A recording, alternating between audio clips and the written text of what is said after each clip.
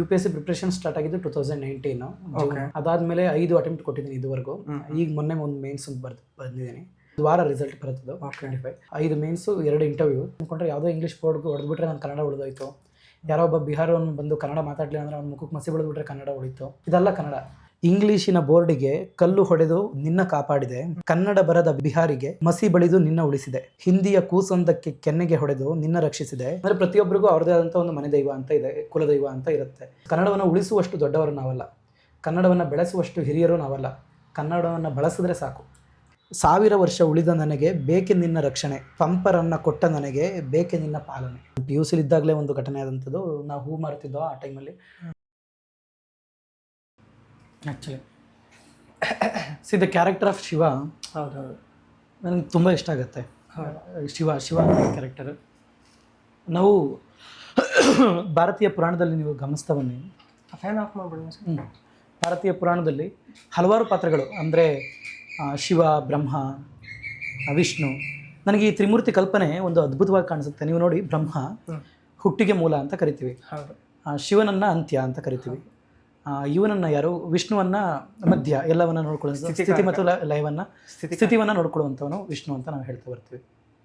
ಓಕೆನಾ. ಈ ಬ್ರಹ್ಮನ ಪತ್ನಿಯನ್ನು ನೋಡಿ ವಿದ್ಯೆ ಸರಸ್ವತಿ, ವಿಷ್ಣುವಿನ ಪತ್ನಿಯನ್ನು ನೋಡಿ ಲಕ್ಷ್ಮಿ, ಶಿವನ ಪತ್ನಿಯನ್ನು ನೋಡಿ ಅನ್ನಪೂರ್ಣೇಶ್ವರಿ. ನಮಗೆ ಈ ಹುಟ್ಟಿದಾಗ ಒಂದು ಮಗುವಿಗೆ ಅವನು ಬೆಳೀತಾ ಒಂದು ಮಿಡಲ್ ಏಜಿಗೆ ಬರೋ ಗಂಟ ಒಂದು ವಿದ್ಯೆಯ ಅವಶ್ಯಕತೆ ತುಂಬ ಇರುತ್ತೆ. ಸೊ ಅದಕ್ಕೆ ಬ್ರಹ್ಮನ ಪತ್ನಿ ಸರಸ್ವತಿಯಾಗಿ, ಸೊ ವಿಷ್ಣು ಜೀವನವನ್ನು ನಡೆಸೋಂಥವನು, ಜೀವನವನ್ನು ನಡೆಸಲಿಕ್ಕೆ ನನಗೆ ಸೊ ಸಂಪತ್ತಿನ ಅವಶ್ಯಕತೆ ಇರುತ್ತೆ. ಸೊ ಆತನ ಪತ್ನಿ ಲಕ್ಷ್ಮಿ.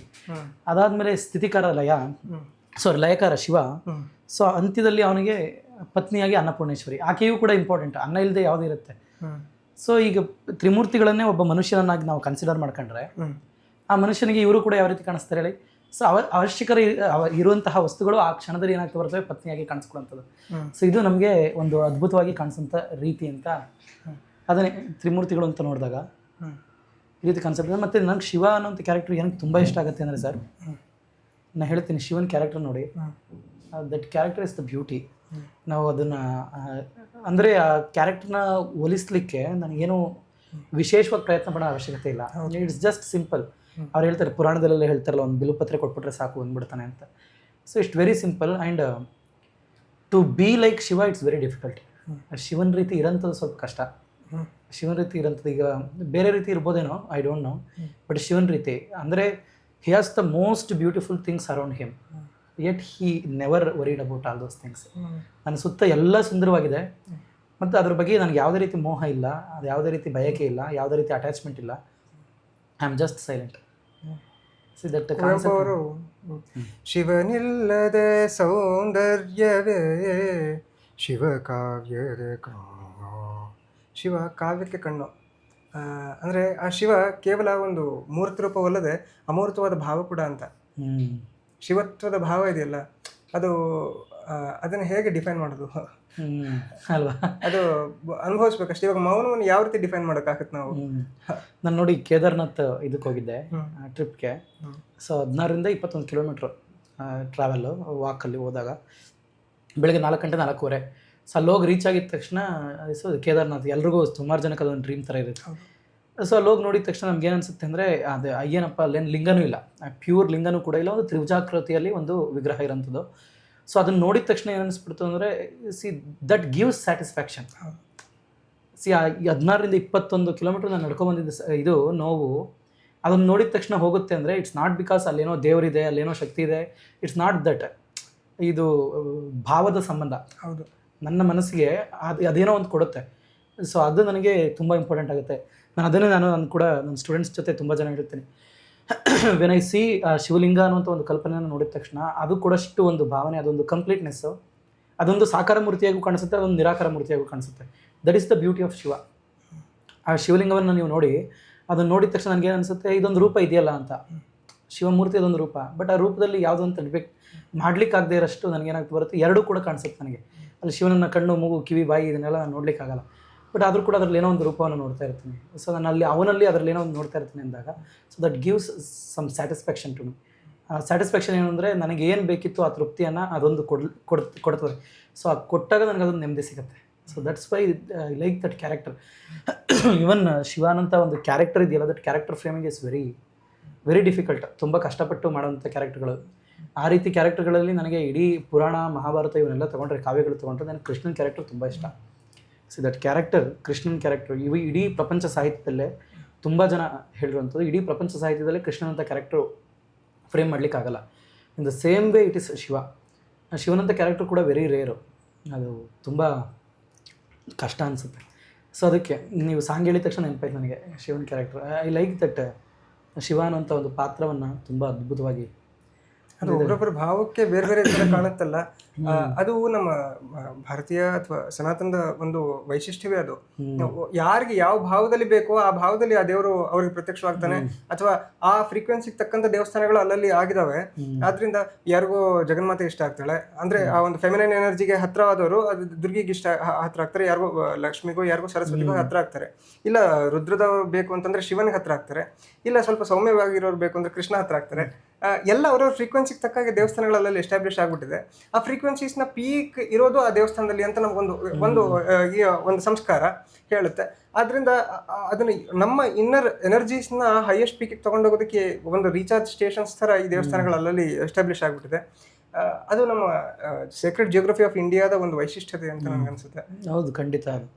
ನೀವು ಎಲ್ಲೇ ನೋಡಿ, ಭಾರತದಲ್ಲಿ ಎಲ್ಲೇ ನೋಡಿ, ನಾವು ಜನರಲಿ ಏನಂತ ಹೇಳ್ತಾ ಬರ್ತಾರೆ, ಭಾರತೀಯರನ್ನು ಬಹುದೇವರನ್ನು ಪೂಜೆ ಮಾಡೋಂಥವ್ರು ಈ ರೀತಿ ಹೇಳ್ತಾರೆ. ಆ್ಯಕ್ಚುಲಿ ಇಟ್ ಇಸ್ ನನ್ನ ಪ್ರಕಾರ ಅದು ನಿಜ ಅಲ್ಲ ಅಂತ.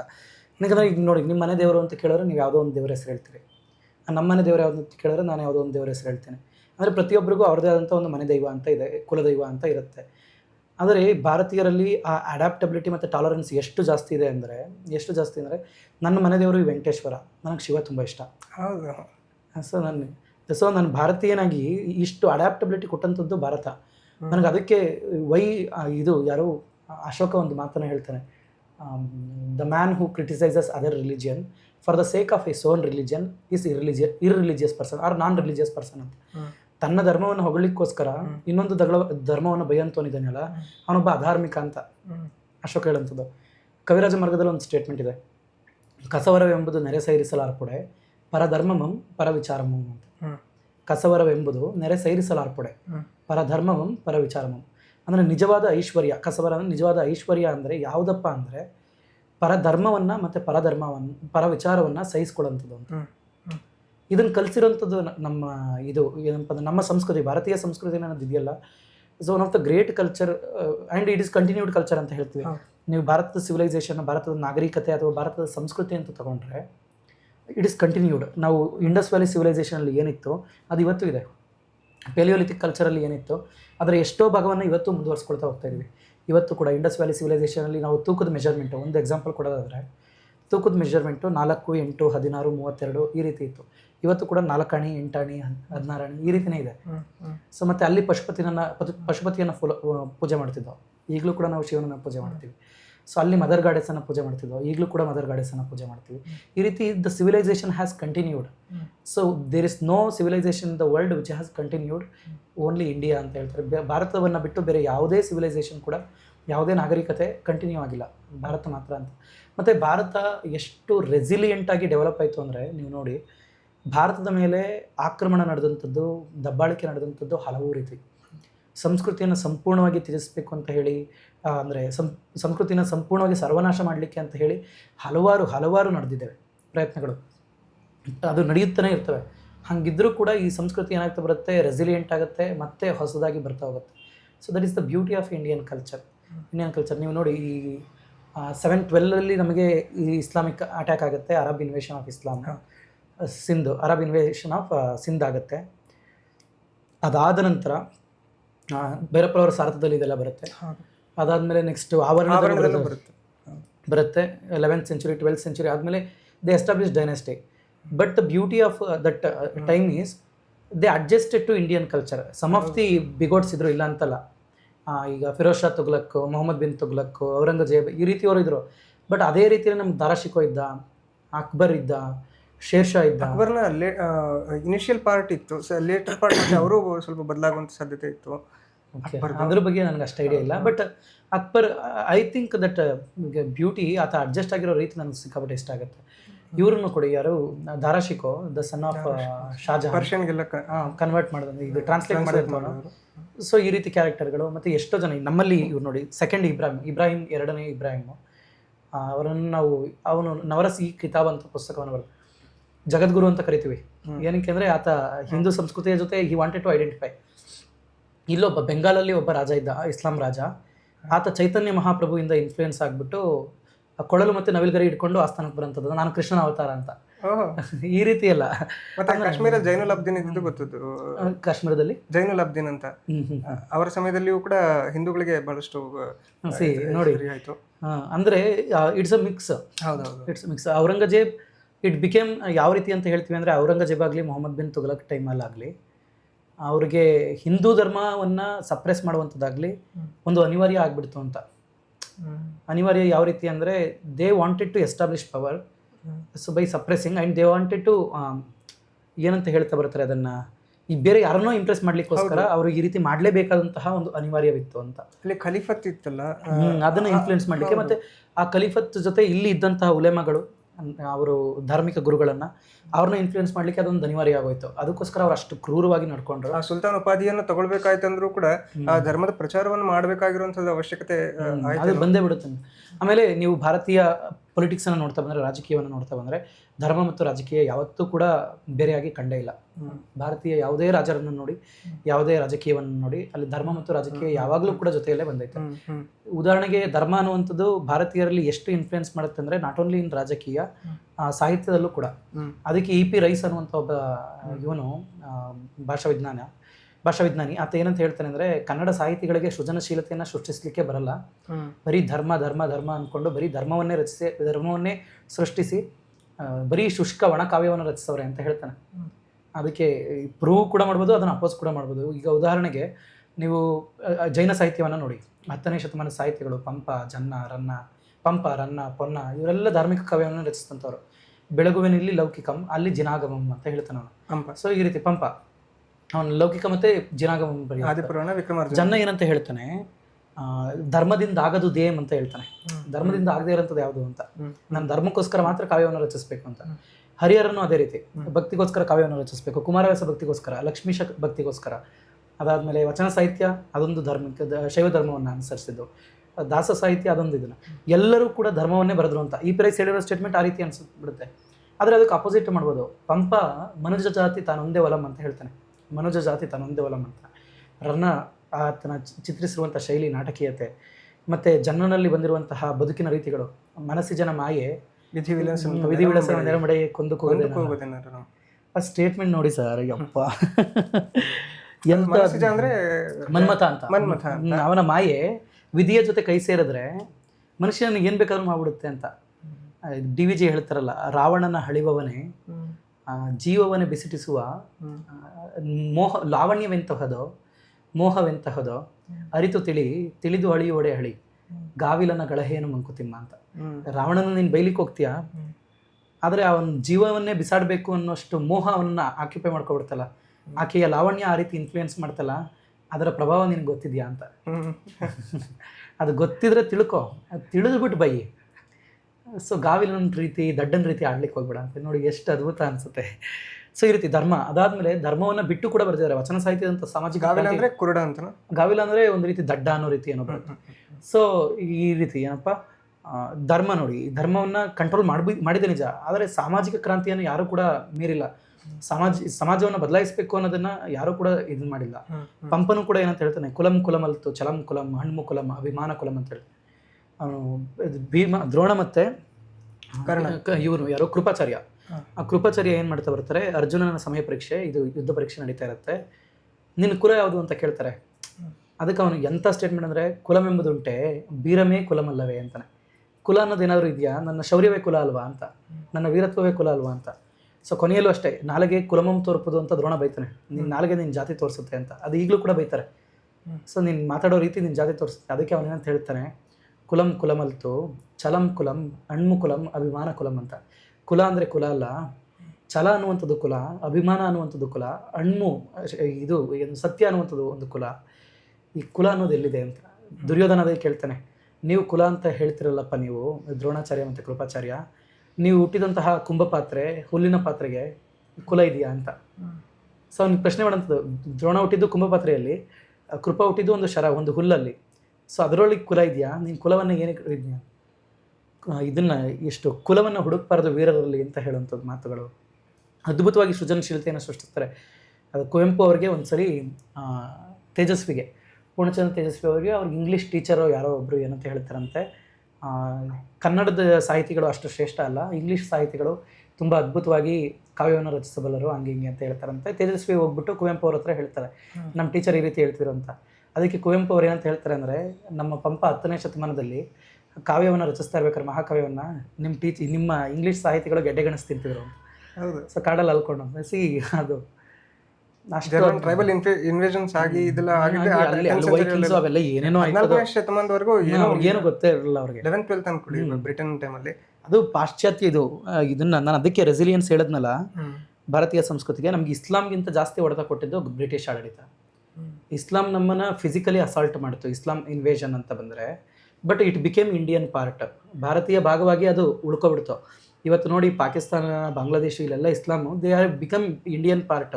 ಸೊ ಅದು ಭಾಗವಾಗಿ ಉಳ್ಕೊಬಿಡ್ತು. ನೀವು ಕ್ರಿಶ್ಚಿಯನ್ ನೋಡಿ, ಕ್ರಿಶ್ಚಿಯನ್ ಅನ್ನೋದಕ್ಕಿಂತ ಬ್ರಿಟಿಷನ್ನು ನೋಡಿ, it's not a religion. ಬ್ರಿಟನ್ನು it influenced us in every way. ನಮ್ಮನ್ನು ಎಲ್ಲ ರೀತಿ ಪ್ರಭಾವಿಸಿದಂತಹ ಒಂದು ಇದು ಅಂದರೆ ಬ್ರಿಟಿಷ್.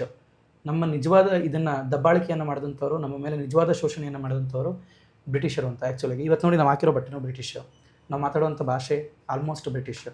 ಸೊ ನಮ್ಮ ಥಿಂಕ್ ಮಾಡುವಂತಹ ರೀತಿ, ಯಾರು ಮೆಕಾಲೆ ಹೇಳ್ತಾನಲ್ಲ, I want Indians to be ಇನ್ನು ಅವರ ಬ್ಲಡ್ಡಲ್ಲಿ ಮಾತ್ರ, ಸೊ ಸ್ಕಿನ್ ಆ್ಯಂಡ್ ಬ್ಲಡ್ಡಲ್ಲಿ ಅವರು ಇಂಡಿಯನ್ಸ್ ಆಗಿರಬೇಕು, ಬಟ್ ಟೇಸ್ಟ್ ಇನ್ ಇಂಗ್ಲೀಷ್ ಅಂತ. ಸೊ ಅವ್ನು ಹೇಳೋಂಥ ರೀತಿ ಆ ರೀತಿ ಕನ್ವರ್ಟ್ ಮಾಡ್ಬಿಟ್ಟು ಅವನು ಯಾವಾಗ 1834 ಆ ಥರ ಮಾಡಿದಂಥ ಮಿನಿಟ್ ಅಂತ ಬರುತ್ತಲ್ಲ ಮೆಕಾಲೆ ಮೈನ್ಯೂಟ್. ಸೊ ಅದಾದಮೇಲೆ ಅದು ಕನ್ವರ್ಟ್ ಮಾಡೇ ಬಿಟ್ಟ ಸಂಪೂರ್ಣವಾಗಿ. ಇವತ್ತು ನಮ್ಮನ್ನು ಹೆಚ್ಚಾಗಿ ಇನ್ಫ್ಲೂಯೆನ್ಸ್ ಮಾಡೋಂಥದ್ದು ವೆಸ್ಟರ್ನ್. ಅದಕ್ಕೋಸ್ಕರ ನಾವೇನು ಮಾಡ್ತಾ ಬರ್ತೀವಿ, ಲೆಕ್ಚರ್ ಟೀಚರ್ ತೇಜಸ್ವಿ ಅವ್ರ ಟೀಚರ್ ಹೇಳಿದ್ರಲ್ಲ, ಆ ರೀತಿ ಆಗುತ್ತೆ. ಏನಕ್ಕೆ ಅಂದರೆ ನಾವು ಪಾಶ್ಚಾತ್ಯರನ್ನು ಇದನ್ನು ಮಾಡೋಂಥ, ಇವನ್ ಸಮುದ್ರಗುಪ್ತನ ಭಾರತೀಯ ನೆಪೋಲಿಯನ್ ಅಂತ ಕರೆಯುವಂಥದ್ದು. ಸೊ ದಟ್ ಈಸ್ ಅವೆಲ್ಲ ನೋಡ್ತಾ ಬಂದಾಗ ಸಂಜೀವ್ ಸನ್ಯಾಲ್ ಅವರ ಕೆಲವು ಸ್ಪೀಚಸ್ನ ಕೇಳ್ತಾ ಇದ್ದೆ. ಅವರು ಇದು ಸನ್ಯಾಲ್ ಕುಟುಂಬದಲ್ಲಿ ಬಂದಿರೋರು, ಅಂದ್ರೆ ರೆವಲ್ಯೂಷನ್ಸ್ ಎಲ್ಲ ಆಯ್ತಲ್ಲ 1918 ಅಂದ್ರೆ ದರ್ಬಾರ್ ನಡೆಯುತ್ತಲ್ಲ, ಡೆಲ್ಲಿ ದರ್ಬಾರ್, ಆ ಸಮಯದಲ್ಲಿ ಒಬ್ರು ಬಾಂಬ್ ಹಾಕಿರ್ತಾರಲ್ಲ, ರಾಜ್ ಬಿಹಾರಿ ಬೋಸ್ ಅವ್ರ ಸಮಯದಲ್ಲಿ ಅಸೋಸಿಯೇಟ್ ಆಗಿರುವಂತ ಸನ್ಯಾಲ್ ಕುಟುಂಬದಲ್ಲಿ ಸಂಜೀವ್ ಸನ್ಯಾಲ್ ಅವರು ಎಕನಾಮಿಕ್ ಅಡ್ವೈಸರಿ ಕೌನ್ಸಿಲ್ ಅಲ್ಲಿ PM ಪ್ರೈಮ್ ಮಿನಿಸ್ಟರ್ ಅವರಲ್ಲಿ ಇರುವಂತವ್ರು. ಅವರು ಈ ಇತಿಹಾಸದ ಪರ್ಸ್ಪೆಕ್ಟಿವ್ ನ ಬಹಳ ಅದ್ಭುತವಾಗಿ, ಇನ್ನೊಂದು ವ್ಯೂ ನ ಚೆನ್ನಾಗಿ ಹೇಳ್ತಾ ಇದಾರೆ ಅಂತ ನನಗೆ ಅನಿಸ್ತು. ಆದ್ರೆ ಅದಕ್ಕೆ ತಕ್ಕಂತ ಹಿಸ್ಟೋರಿಯೋಗ್ರಫಿ ಇದೆಯಲ್ಲ, ಅದು ಕಾಂಟೆಂಪ್ರರಿ ಟೈಮಲ್ಲಿ ಇವಾಗ ಕ್ರಿಯೇಟ್ ಆಗ್ತಾ ಇದೆ. ಆಲ್ಟರ್ನೇಟ್ ಹಿಸ್ಟ್ರಿಯನ್ನೇ ನಾವು ಕೊಡೋದಕ್ಕೆ ಸ್ವಲ್ಪ ಸಮಯ ಬೇಕಾಗ್ಬೋದೇನೋ. ಅದರಿಂದ ಅಲ್ಲಿವರೆಗೂ ನಾವು ನೋಡ್ತಿರೋ ಇತಿಹಾಸ ನಮ್ಗೆ ಸ್ವಲ್ಪ ಬೇರೆ ತರ ಕಾಣಿಸ್ತಾ ಇತ್ತೇನೋ ಅಂತ ನಮ್ಗೆ ಅನ್ಸುತ್ತೆ.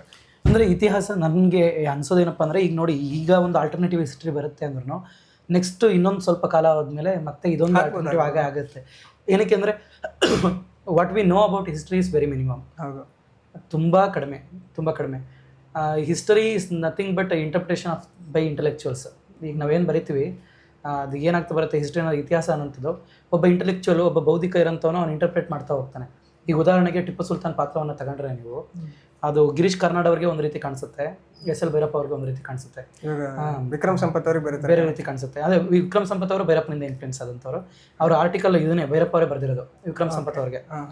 ವಿಕ್ರಮ್ ಸಂಪತ್ ಅವ್ರದ್ದು ಟಿಪ್ಪು ಅಂತ ಒಂದು ಬುಕ್ ಬರೆದಿದ್ದಾರೆ, ಅದಕ್ಕೆ ಫಾರ್ವರ್ಡ್ ಬರೆದಿರೋದು ಭೈರಪ್ಪ ಅವರು. ಸೊ ಈ ರೀತಿ ಅದಾದಮೇಲೆ ಇನ್ನು ಹಲವಾರು ಪಾತ್ರಗಳು, ಈಗ ಮರಾಠಿಯ ಇವರು ಯಾರು, ನಮ್ಮ ಛತ್ರಪತಿ ಶಿವಾಜಿ ಮಹಾರಾಜ್ ಅವರು. ಸೊ ಅವರು ಒಬ್ರಿಗೆ ಒಂದು ರೀತಿ ಕಾಣಿಸ್ಕೊಳ್ತಾರೆ, ಇನ್ನೊಬ್ರಿಗೆ ಒಂದು ರೀತಿ. ಸಿ ಹಿಸ್ಟರೀಸ್ ನನ್ನ ಪ್ರಕಾರ ನಾನು ಅನ್ಸೋದು ಏನಪ್ಪ ಅಂದರೆ, whatever the good things happened, so we have to learn from it. Whatever the bad things happened, so we have to learn from it. ನಾವು ಎರಡರಿಂದನೂ ಕಲಿತಾ ಹೋಗಬೇಕು. ಬಟ್ ಹಳೆದನ್ನು ಕೆದಕಿ ನಾವು ಇದನ್ನು ಮಾಡಬಾರದು ಅನ್ನೋಂಥದ್ದು ಒಂದು ಇದೇ ಇರುತ್ತೆ.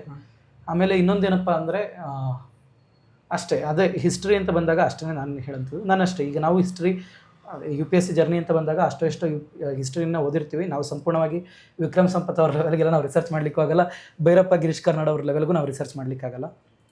ಸೊ ವಾಟ್ ವಿ ಲರ್ನ್ ಅಂದರೆ, ಈಗ ನಾವು ಯಾವುದನ್ನೇ ಓದ್ತಾ ಇದ್ರೂ ಕೂಡ, ಯಾವುದೇ ಒಂದು ಇದನ್ನು ಕಲ್ತ್ಕೊಳ್ತಾ ಇದ್ರೂ ಕೂಡ, ನನ್ನ ಬದುಕಿಗೆ ಅದು ಎಷ್ಟು ಸಾಮರಸ್ಯದಿಂದ ಬದುಕಲಿಕ್ಕೆ ಅವಕಾಶ ಮಾಡಿಕೊಡುತ್ತೆ ಅದು ನನಗೆ ಮುಖ್ಯ. ಈಗ ಸುಮಾರು ಜನ ಬಂದ್ಬಿಟ್ಟು, ಸರ್ ರಾಮಾಯಣ ಮಹಾಭಾರತ ನಡೆದಿದೆಯಾ, ಇತಿಹಾಸ ಅಂತೀರಾ ಏನಂತ ಕೇಳ್ತಾರೆ. ನಾನು ಆಗ ಹೇಳ್ತೀನಿ, ಏನಕ್ಕೆ ಬೇಕದು ನನಗೆ?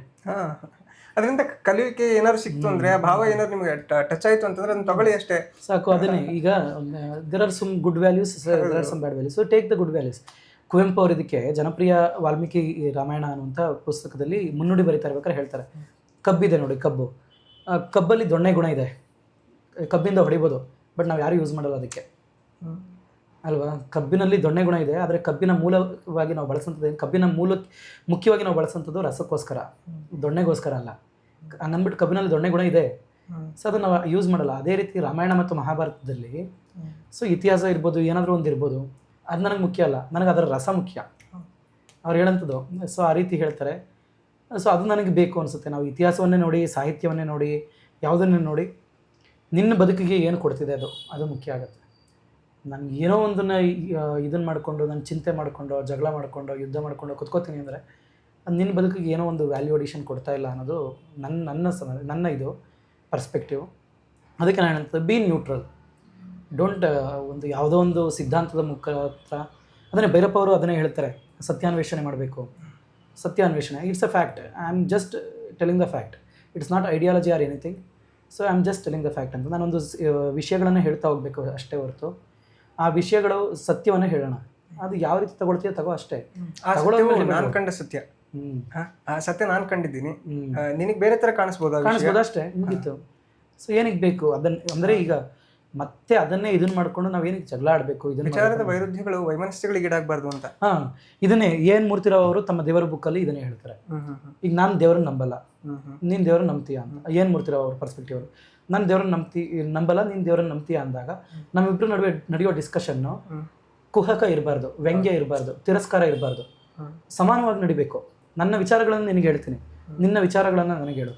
ಇಬ್ಬರು ಕೂಡಿ ಒಂದು ಒಳ್ಳೆ ವಿಚಾರವನ್ನು ತರೋಣ ಅಲ್ವಾ.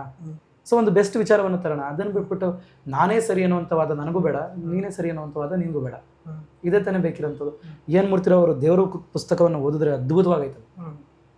ಎಲ್ಲರೂ ಕೂಡ ದೇವ್ರ ಪುಸ್ತಕವನ್ನು ಓದ್ಬಿಟ್ಟು ಏನು ಮಾಡ್ಬಿಡ್ತಾರೆ, ಬಂದ್ಬಿಟ್ಟು ಸರ್ ಏನು ಸರ್ ದೇವ್ರಿಗೆ ಹಿಂಗೆಲ್ಲ ಬೈದವ್ರೆ, ದೇವ್ರು ನಂಬಲೇಬಾರ್ದು ಸರ್, ದೇವ್ರನ್ನೋದು ಸುಳ್ಳು ಅಂತ ಹೇಳ್ತಾರೆ. ನಾನು ಅವ್ರಿಗೆ ನಿಜವಾಗ್ಲೂ ಹೇಳ್ತೀನಿ, ಆ ಪುಸ್ತಕದಲ್ಲಿ ದೇವರನ್ನ ನಿಲ್ಲಿಸಿಲ್ಲ ಅವರು. ದೇವರು ಅನ್ನುವಂತಹ ಒಂದು ಕಲ್ಪನೆಯನ್ನು ಎಷ್ಟು ದುರುಪಯೋಗ ಮಾಡ್ಕೊಂಡವ್ರೆ ಅಂತ ಅಲ್ಲಿ ಮೆನ್ಷನ್ ಆಗಿರೋಂಥದ್ದು. ನೀವು ದೇವರು ಅನ್ನೋಂಥ ದೇವರು ಅನ್ನೋಂಥ ಒಂದು ಕಲ್ಪನೆ, ಫಾರ್ ಎಕ್ಸಾಂಪಲ್ ಯಾರೋ ಒಬ್ಬ ಮನುಷ್ಯನೋ ಯಾರೋ ಒಬ್ಬ ವ್ಯಕ್ತಿಯಲ್ಲೋ ತನ್ನ ವೈಯಕ್ತಿಕ ಆಸೆಗಳನ್ನು ದೇವ್ರ ಮೂಲಕ ತೋರಿಸ್ಕೊಳ್ಳಿಕ್ಕೋಸ್ಕರ ಏನೋ ಒಂದು ಕೆಟ್ಟ ಕೆಟ್ಟ ಕಲ್ಪನೆಗಳನ್ನು ಸೃಷ್ಟಿ ಮಾಡಿರ್ಬೋದು. ಆ ಕಲ್ಪನೆ ತಪ್ಪು ಅಂತ ಬೈತಾರೆ ಏನು ಮಾಡ್ತಿರೋ ಅವರು. ಬಟ್ ನಿಜವಾದ ಈ ಸಮಾಜಕ್ಕೆ ಪ್ರೇಮ ಸ್ವರೂಪಿಯೂ ಕರುಣಾಮಯಿಯೂ ಆದಂತಹ ದೇವರು ಬೇಕು, ಆದರೆ ಅವನಿಲ್ಲ ಅಂತ ಅವ್ರ ವಾದ. ಸೊ ಅವ್ರು ಹೇಳೋಂಥದ್ದು that is depends on him. So ಆ ವ್ಯಕ್ತಿಗೋಸ್ಕರ ಯಾವ ರೀತಿ ಬರುತ್ತೆ ಆ ರೀತಿ ಅವ್ರು ಅದಕ್ಕೆ ಏನಂತ ಹೇಳ್ತಾರೆ, ಸರಿ ಆಯ್ತಪ್ಪ, ನಾನು ಕೇಳ್ತೀನಿ, ಸರಿ ಆಯಿತು. ಈಗ ನಿನ್ನ ಮನಸ್ಸಲ್ಲಿ ದೇವರು ಅನ್ನೋಂಥ ಒಂದು ಐಡಿಯಾವನ್ನು ತೆಗೆದಾಕ್ಬಿಟ್ಟೆ, ನನಗೆ ದೇವ್ರು ಬೇಡ, ಸರಿ ದೇವ್ರನ್ನ ತೆಗೆದು ಹಿಂಗೆ ಬಿಸಾಕ್ಬಿಟ್ಟೆ. ಮತ್ತು ಅಲ್ಲೊಂದು ವ್ಯಾಕ್ಯೂಮ್ ಕ್ರಿಯೇಟ್ ಆಯ್ತಲ್ಲ, ಅದನ್ನು ಯಾರು ಮಾಡ್ತಾರೆ, ಯಾರು ಕಂಟ್ರೋಲ್ ಮಾಡ್ತಾರೆ? ಈಗ ಸರಿ ಆಯಿತು, ನಾನು ಸ್ವತಂತ್ರ ಬಂದ ನಂತರ ನನ್ನನ್ನು ಗೈಡ್ ಮಾಡಲಿಕ್ಕೆ ಕೆಲವೊಂದು ರೂಲ್ಸ್ಗಳಿದೆ, ಗೈಡ್ಲೈನ್ಸ್ಗಳಿದೆ. ನೀನು ಈ ರೀತಿ ಮಾಡಿದ್ರೆ ಸರಿ, ಈ ರೀತಿ ಮಾಡಿದ್ರೆ ತಪ್ಪು, ನೀನು ಈ ರೀತಿ ಮಾಡಿದ್ರೆ ನಾನು ಇದನ್ನು ಮಾಡ್ತೀನಿ, ನೀನು ಈ ರೀತಿ ಮಾಡಲಿಲ್ಲ ಅಂದರೆ ನೀನೇನಾದರೂ ತಪ್ಪು ಮಾಡಿಬಿಟ್ರೆ ನೀನು ಜೈಲಿಗೆ ಹಾಕ್ತೀನಿ ಅಂತ. ಕರೆಕ್ಟಾ? ಸೊ ಈ ಜೈಲಿಗೆ ಹಾಕ್ತೀವಿ ಅಂತ ಈ ಸ್ವತಂತ್ರ ಬರೋಕ್ಕೂ ಮುಂಚೆ ರೂಲ್ಸ್ಗಳಿತ್ತು, ಅದಕ್ಕೂ ಮುಂಚೆ ಇದ್ದಂಥದ್ದು. ಸೊ ಕೆಲವೊಂದು ಆಗಲೂ ಕೂಡ ಶಾಸ್ತ್ರಗಳಿದ್ದೋ, ಶಾಸನಗಳಿದ್ದೋ, ಈ ರೀತಿ ಇದ್ದೋ ಅಂತ. ಅದಕ್ಕೂ ಮುಂಚೆ ಇದು ಸರಿ ಮತ್ತು ಇದು ತಪ್ಪು ಅಂತ ಕೊಟ್ಟಿದ್ದು ಯಾರು? ಈಗ ನನ್ನ ಮನಸ್ಸಲ್ಲಿ ಚಿಕ್ಕ ವಯಸ್ಸಿನಲ್ಲೇ ಕೂಡ ನಾನು ಹುಡುಗರಿಗೆ ಪ್ರಶ್ನೆ ಕೇಳೋದೇನಪ್ಪ ಅಂದರೆ, ಇವತ್ತು ನಿಮ್ಮನ್ನೆಲ್ಲ ಕೂರಿಸ್ಬಿಟ್ಟು, ನಾನಿಲ್ಲಿ ಎಲ್ಲರನ್ನೂ ಕೂರಿಸ್ಬಿಟ್ಟು, ಇವತ್ತು ನೀವು ಏನೇ ಮಾಡಿದ್ರೂ ಕೂಡ ಯಾವುದೇ ಲಾ ಬರಲ್ಲ, ಯಾವುದೇ ಕಾನೂನು ಬರಲ್ಲ, ಯಾವುದೇ ಶಿಕ್ಷೆ ಇರಲ್ಲ, ಏನೇ ಇಲ್ಲ, ಏನು ಬೇಕಾದರೂ ಮಾಡ್ಕೋಬೋದು ನಿಮ್ಗೆ ಇಷ್ಟ ಬಂದದ್ದು ಅಂತ ಹೇಳಿದ್ರೆ ನೀವು ಪಕ್ಕದಲ್ಲಿರೋನು ಕೊಲೆ ಮಾಡ್ತೀರಾ? ಮಾಡಲ್ಲ. ಏನಕ್ಕೆ ಮಾಡಲ್ಲ ಅಂದರೆ there is something which is controlling us. It is not God actually. ಈ ದೇವರು ಅಂತಲೇ ಅಲ್ಲ, ಏನೋ ಒಂದು ನನ್ನ ಆತ್ಮಸಾಕ್ಷಿಯೇ ಏನೋ ಹೇಳುತ್ತೆ, ಇಲ್ಲ ಇದು ತಪ್ಪು ಅಂತ. ಆ ವ್ಯಾಕ್ಯೂಮಲ್ಲಿ ಅದು ಬೇಕು. ಈಗ ಮುಂಚೆಯಿಂದಲೂ ನಮಗೆ ಚಿಕ್ಕ ವಯಸ್ಸಿನಲ್ಲಿ ಏನಾದರೂ ಇದನ್ನು ಮಾಡ್ಬಿಟ್ರೆ, ಏನಾದರೂ ತಪ್ಪು ಮಾಡ್ಬಿಟ್ರೆ, ಆ ಥರ ಮಾಡ್ಬಿಡ, ಮಾಮಿ ಕಣ್ ಕಿತ್ಕೊಬಿಡುತ್ತೆ, ಈ ರೀತಿ ಹೇಳ್ಕೊಡ್ತಾರೆ ಚಿಕ್ಕ ವಯಸ್ಸಿನಲ್ಲಿ. ದೇವ್ರ ಕಣ್ ಕಿತ್ಕೊಬಿಡುತ್ತೆ, ದೇವ್ರು ಇದು ಮಾಡ್ಬಿಡುತ್ತೆ. ಅದು ನಮಗೆ ಒಂದು ಅಪರೆಂಟ್ ಕಂಡೀಷನ್ ಆಗಿ ವರ್ಕ್ ಆಗ್ತಾನೆ ಇರುತ್ತೆ. ಅಪರೆಂಟ್ ಕಡೆ ಈ ರೀತಿ ಮಾಡಬಾರ್ದು. ಈ ದೇವರು ಅನ್ನೋದು ಇದಕ್ಕೆ ಬೇಕು, to control us when there is nothing to control ಅಂತ. ಯಾವುದೂ ನಮ್ಮನ್ನು ಕಂಟ್ರೋಲ್ ಮಾಡೋಕ್ಕೆ ಇರದೇ ಇದ್ದಾಗ ನಮ್ಮನ್ನು ಕಂಟ್ರೋಲ್ ಮಾಡೋಕ್ಕೆ ಯಾವುದೋ ಒಂದು ಶಕ್ತಿ ಬೇಕಲ್ಲ. ಆ ಶಕ್ತಿಯೇ ದೇವರಾಗ್ಬೋದು, ಇಲ್ಲ ಆತ್ಮಸಾಕ್ಷಿ ಆಗ್ಬೋದು, ಅಥವಾ ಕಾನೂನೇ ಆಗ್ಬೋದು. ಸೊ ನಾನು ಯಾವುದನ್ನು ಕ್ರಿಟಿಸೈಸ್ ಮಾಡ್ತಾ ಹೋಗ್ತೀನಿ, ಯಾವುದನ್ನು ಇದನ್ನು ಮಾಡ್ತಾ ಹೋಗ್ತೀನಿ. ಆ ಕ್ರಿಟಿಸೈಸ್ ಮಾಡಬೇಕಾದ್ರೂ ಕೂಡ ಸರಿ ಆಯಿತು, ನೀನು ಇದನ್ನು ತೆಗೆದು ಬಿಸಾಕ್ಬಿಟ್ಟೆ, ಬೇರೆದೇನೋ. ಹೌದು. ಈ ಮನುಷ್ಯ ಯಾವುದನ್ನಾದರೂ ಒಂದು ಬಲವಾಗಿ ನಂಬಲೇಬೇಕಲ್ವ. ನನಗೆ ಒಂದು ನನ್ನ ಪರ್ಸ್ಪೆಕ್ಟಿವಲ್ಲಿ ನನಗೆ ದೇವ್ರು ಏನಕ್ಕೆ ಬೇಕು ಅಂದರೆ ನಾನು ಮುಕ್ತವಾಗಿ ಬೇರೆ ಯಾರ ಜೊತೆ ಮಾತಾಡ್ಲಿಕ್ಕಾಗಲ್ಲ. ನಾನು ದೇವ್ರ ಜೊತೆ ಮಾತ್ರ ಮಾತಾಡ್ಲಿಕ್ಕಾಗಂಥದ್ದು. ಈಗ ಓಪನ್ ಆಗಿ ದೇವರೇ ನಾನು ಈ ಥರ ತಪ್ಪು ಮಾಡ್ಬಿಟ್ಟೆ ಕ್ಷಮಿಸ್ಬಿಡಪ್ಪ, ನಾನು ಇಂಥ ಪಾಪಿ ಅಂತ ಅವನೊಬ್ಬಂಗೆ ಗೊತ್ತಿರುತ್ತೆ. ಅದೊಂದು ಆತ ಇದಾನೋ ಇಲ್ವೋ ನನಗೆ ಗೊತ್ತಿಲ್ಲ, ನನಗೆ ಬೇಡ. ನನಗೆ ಮುಕ್ತವಾಗಿ ಮಾತಾಡ್ಲಿಕ್ಕೆ ಯಾರಾದರೂ ಒಬ್ಬ ಫ್ರೆಂಡ್ ಬೇಕಲ್ಲ. ಈಗ ನಾನು ನನ್ನ ಫ್ರೆಂಡ್ ಹತ್ರ ಹೋಗ್ಬಿಟ್ಟು ನಾನು ಕ್ಲೋಸ್ ಆಗಿ ಈ ರೀತಿ ತಪ್ಪು ಮಾಡಿದೆ ಕಣೋ ಅಂದರೆ ಅವ್ನು ಸ್ವಲ್ಪ ದಿನ ತಡ್ಕೋಬೋದು. ತುಂಬ ಕ್ಲೋಸ್ ಫ್ರೆಂಡ್ ಆದರೆ ಸ್ವಲ್ಪ ಜಾಸ್ತಿ ದಿನ ತಡ್ಕೋಬೋದು. ಏನಾದರೂ ಸಮಸ್ಯೆ ಆದಾಗ ಅವ್ನು ಯಾರ ಜೊತೆನಾದರೂ ಹೇಳ್ಬಿಟ್ರೆ ದೇವರು ಯಾರ ಜೊತೆ ಹೇಳಲ್ವಲ್ಲ. ಮತ್ತು ದೇವರು ನನಗೆ ಏನಕ್ಕೆ ಬೇಕು ಅಂದರೆ ನನ್ನ ಸಮಾಧಾನಕ್ಕೆ, ಮನಸ್ಸಿನ ಸಮಾಧಾನಕ್ಕೆ. ಏನೋ ಸಿಕ್ಕಾಪಟ್ಟೆ ಸಮಸ್ಯೆಗಳಿದ್ದಾಗ ಯಾರೋ ಒಬ್ಬರು ನನ್ನ ಜೊತೆ ಇದ್ದಾರೆ ಅನ್ನೋಂಥ ಒಂದು ನಂಬಿಕೆ ಬೇಕು. ಪ್ರತಿಯೊಬ್ಬ ಮನುಷ್ಯನಿಗೂ ಬೇಕು. ನಾವು ಸಿಕ್ಕಾಪಟ್ಟೆ ಲೋ ಅಲ್ಲಿ ಈವನ್ ಎಥಿಸ್ಟ್ಗಳಿಗೂ ಬೇಕದು, ಎಥಿಸ್ಟ್ಗಳಿಗೂ ಬೇಕು. ನನಗೆ ಏನೂ ಇಲ್ಲ ಅಂದಾಗ ಯಾರಾದರೂ ಒಬ್ಬರು ಬೇಕಾಗುತ್ತೆ. ಅದಕ್ಕೇ ಅವ್ರು ಬೇರೆ ಬೇರೆ ರೀತಿಯಲ್ಲಿ ಅಟ್ಯಾಚ್ ಆಗ್ಲಿಕ್ಕೆ ಹೋಗ್ತಾರೆ. ಈಗ ಫಾರ್ ಎಕ್ಸಾಂಪಲ್, ಈಗ ದೇವರಿಲ್ಲ ಅಂದರೆ ಯಾರಾದರೂ ಒಬ್ಬ ವ್ಯಕ್ತಿಯನ್ನು ನಂಬುವಂಥದ್ದು, ಬಲವಾಗಿ ನಂಬುವಂಥದ್ದು, ಯಾವುದೋ ಒಂದು ವಿಚಾರವನ್ನು ಬಲವಾಗಿ ನಂಬುವಂಥದ್ದು, ಅದೆಲ್ಲ ಒಂದು ಕಲ್ಪನೆಗಳಷ್ಟೇ. ಅಂದರೆ ನನಗೊಂದು ಆಸರೆ ಬೇಕು, ಈ ಆಸರೆಯನ್ನು ಅದು ಕೊಡುತ್ತೆ ಅನ್ನೋಂಥದ್ದು ನನಗೆ. So that's why I like ಆ ಕಲ್ಪನೆ, ದೇವರು ಅಂತ ಕಲ್ಪನೆ. ಮತ್ತು ಈಗ ನಾನು ಹಲವಾರು ದೇವಸ್ಥಾನಗಳಿಗೆ ಹೋಗ್ತಾ ಇರ್ಬೇಕಾದ್ರೆ ನನಗೇನು ಅನಿಸುತ್ತೆ ಅಂದರೆ, ಅಷ್ಟು ಜನ ಭಕ್ತರು ಇರ್ತಾರೆ ಅಂದ್ಕೊಳ್ಳಿ, ಅಷ್ಟು ಜನ ಭಕ್ತರು ಕೂಡ ಒಂದು ವ್ಯಕ್ತಿಯನ್ನು, ಅಂದರೆ ಅದರಲ್ಲಿ ಏನಿದೆ ಅನ್ನೋದು ಗೊತ್ತಿಲ್ಲ.